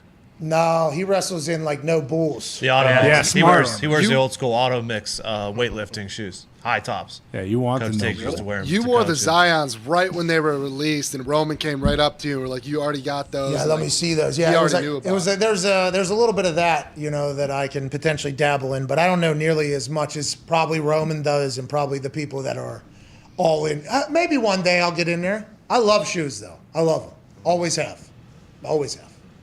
Yeah. Hey, I do too. I just cannot get into that world.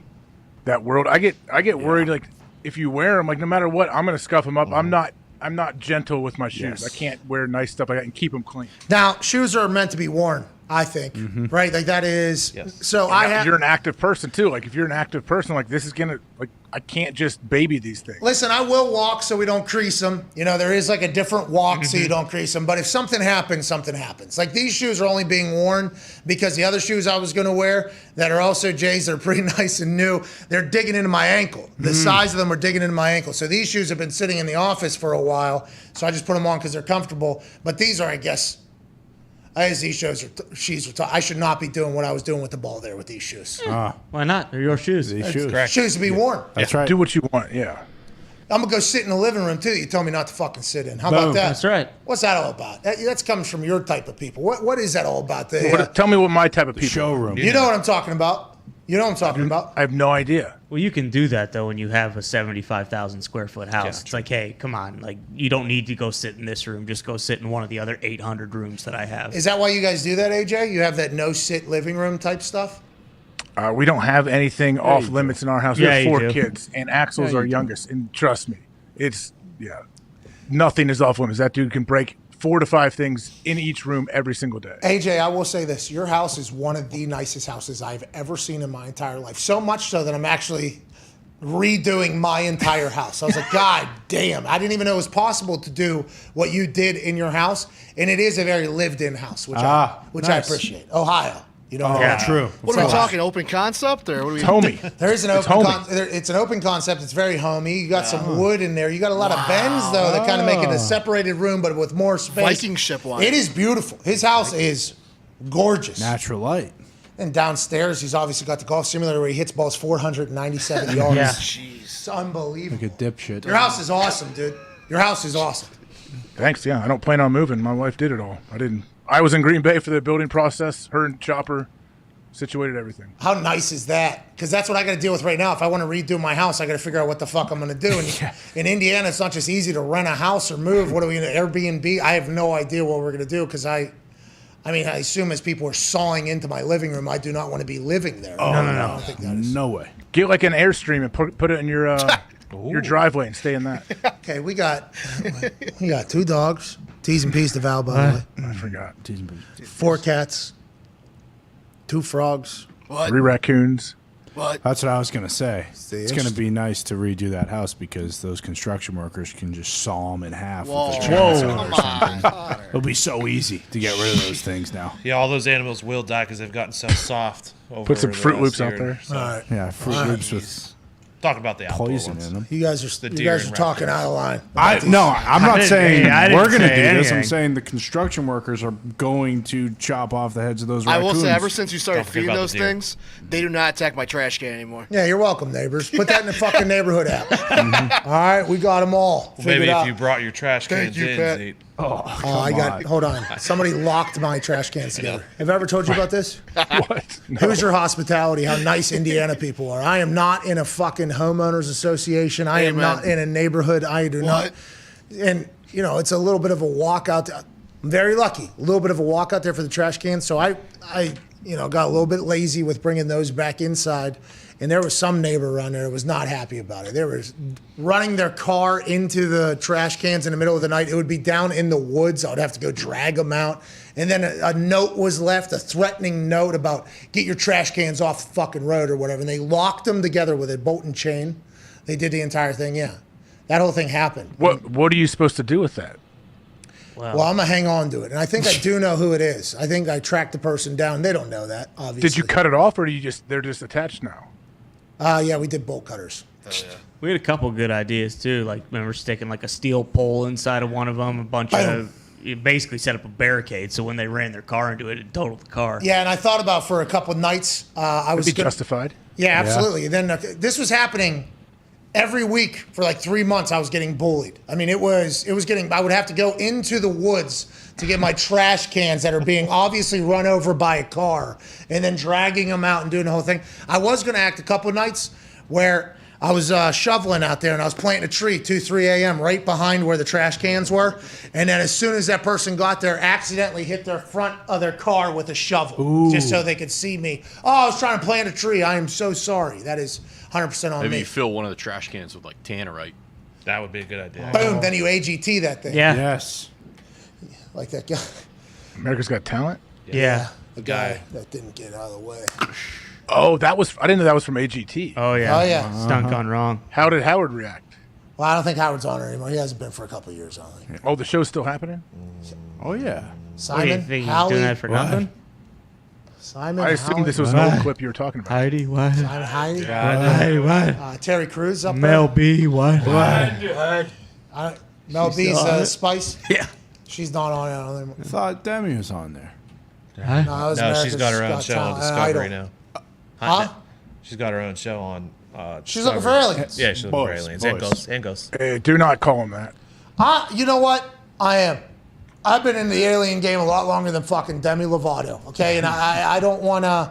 I am welcoming they to the community, okay? I am welcoming they to the community of active, seeking, alien, and ghost hunters. But until I hear from extraterrestrial that they do not appreciate being called alien, it's going to be hard for me to change that. It's going to be hard for me to change my way of talking about it. And I don't know if Demi meant that or not, if she was just throwing out in jest, but hopefully with her, connections and wealth and everything, hopefully they can find the aliens and get a good photo of it. I'm excited for it. So I'm kind of torn on it. Well, and how do we not know that aliens don't like extraterrestrials as a name? They might think that's kind of offensive. Extraterrestrials, they're just normal people. I'm not being extra at all. You should have seen what fucking old buddy does back on the planet I'm from. He does Exactly. little whirly birds with these goddamn things. Wait, what does she want to call him? I'm not sure. To be clear, I haven't heard the actual quote either. Did she give if you're I don't gonna think say she you gave can't an call him something, alternative. You have to give an alternative. I don't think she did. They. Thank you. Oh, yeah. My apologies. That's like saying there's a problem and not giving a solution. That's basically what they did. What'd you say, Ty? Let's get my apologies because he didn't say they, which is what. About time. Demi is pronoun. Yeah, there it is. Identified as? No. Is that accurate? I think so. I think so. Anyways, I'm going to say alien. I apologize. Yep. Tom Brady's one. We saw one last night. Football, Tom, alien. Oh, yeah. I'm going to say it too. Yeah. Huh? Florida. I'm gonna say Florida it too. Tom I'll stick alien. with you. I'm going to say it too. How about Elon Musk? There's an alien. Alien. Yep. Boom. Steve Jobs is an alien. Alien. Yeah, Sure. what? Oh, for sure. Terrible dad. Great alien. Most aliens. Simpsons guy. Alien. Who's not an alien that people think is an alien? You. Yep. Bingo. Probably you, if I had to That was guess. good. That was quick. You're the most human we've ever seen in our entire life. Mm-hmm. Brock Lesnar might be an alien. That guy showed up. Yeah. Hey, Saudi Arabia, he had not wrestled in 18 months, and he was literally on the farm, I think, in between times here up in Canada. He showed up for that match. He was bigger than any human I've ever seen. And then on Friday when I saw him walk the lap, I'm like, what the fuck is this? This is a fighting machine that was just created somewhere. Brock Lesnar. He might be an alien. Might be. Could be. John Cena might be an alien. Mm-hmm. The John Rock. Schnatter. Papa John. Yeah, it's possible. He might be. I mean, his ingredients, better pizza. Sauce is delicious. I didn't know how tied in you were with Papa John. I want to get tied in like that. How about Marshawn being told by somebody like, would you like this deal to go like a standard promotional deal where we'll give you some money for some posts? Or do you want to maybe do something a little bit bigger, a little bit more invested? Like Peyton did a couple commercials and got 50 Papa Johns in Colorado. Is that something you'd want? And Marshawn was probably, Peyton go, what? Excuse me. As soon as I talk to him, I'm going to mention this. Marshawn on there was beautiful. Why didn't Peyton talk about this at all? I don't know. I assume he just didn't. Oh, feel you don't like want to it. be associated with Papa John. Yeah. Probably. But it wasn't like He got rid of all those too, didn't he? Right? Yeah. Yeah. Good timing, if I remember correctly. Shaq pick him up? Probably. Yeah. Shakaroni is happening Oh, right now. Shakaroni is fire. Is it? Yeah. What is it? Just bigger pepperoni? Bigger slices. Oh, so it's like this, the toxic pizza slice that I look at every They'll single be day. calling it the Zion-aroni before too long. All right, that's the show. We got to move on from that. We got to move on from that particular narrative. Mac and cheese. We are a instead. pro Zion show. Sure. Yeah, absolutely. Love the guy. Hammered Don's in 15 minutes at youtube.com/Hammered Don. To anybody we offended, I apologize. We'll be doing it again tomorrow. Big thanks to Aaron for joining us. I hope you all read the book, The Power of Now. Boom. Which is a goodie from my favorite top 5 author, Austin Eckert. Eckert Tolle. You got it. Eckert Tolle. Austin Eckert. Austin Eckler. You were thinking of because he also is working on a book. Of course he is. All right, we'll see you tomorrow. This show stinks, dude. All right, everybody, thank you. Hammer Down will be good. What are you guys talking about? Today we have the World Yeah, Series World starting. Series. The World Series is happening? Oh, yeah. When? Tonight. Oh, Whoa! The Game World one? Series is happening? 8 o'clock, first pitch, I believe. This is October baseball. Who's going to become the next Mr. October? Yeah. Who's going to show up? Is it going to be the Atlanta Braves without Chipper Jones making plays in the stands? Or is it going to be the Houston Astros without all the gimmicks and gadgets telling them when a curveball is coming? Will the Atlanta Braves rise back to the prominence of when they were the only team that was on TV, on TBS? Yeah. Or will it be the Houston Astros proving they ain't got to cheat to win? What a story to be told here in the World Series. It definitely starts tonight. Yeah.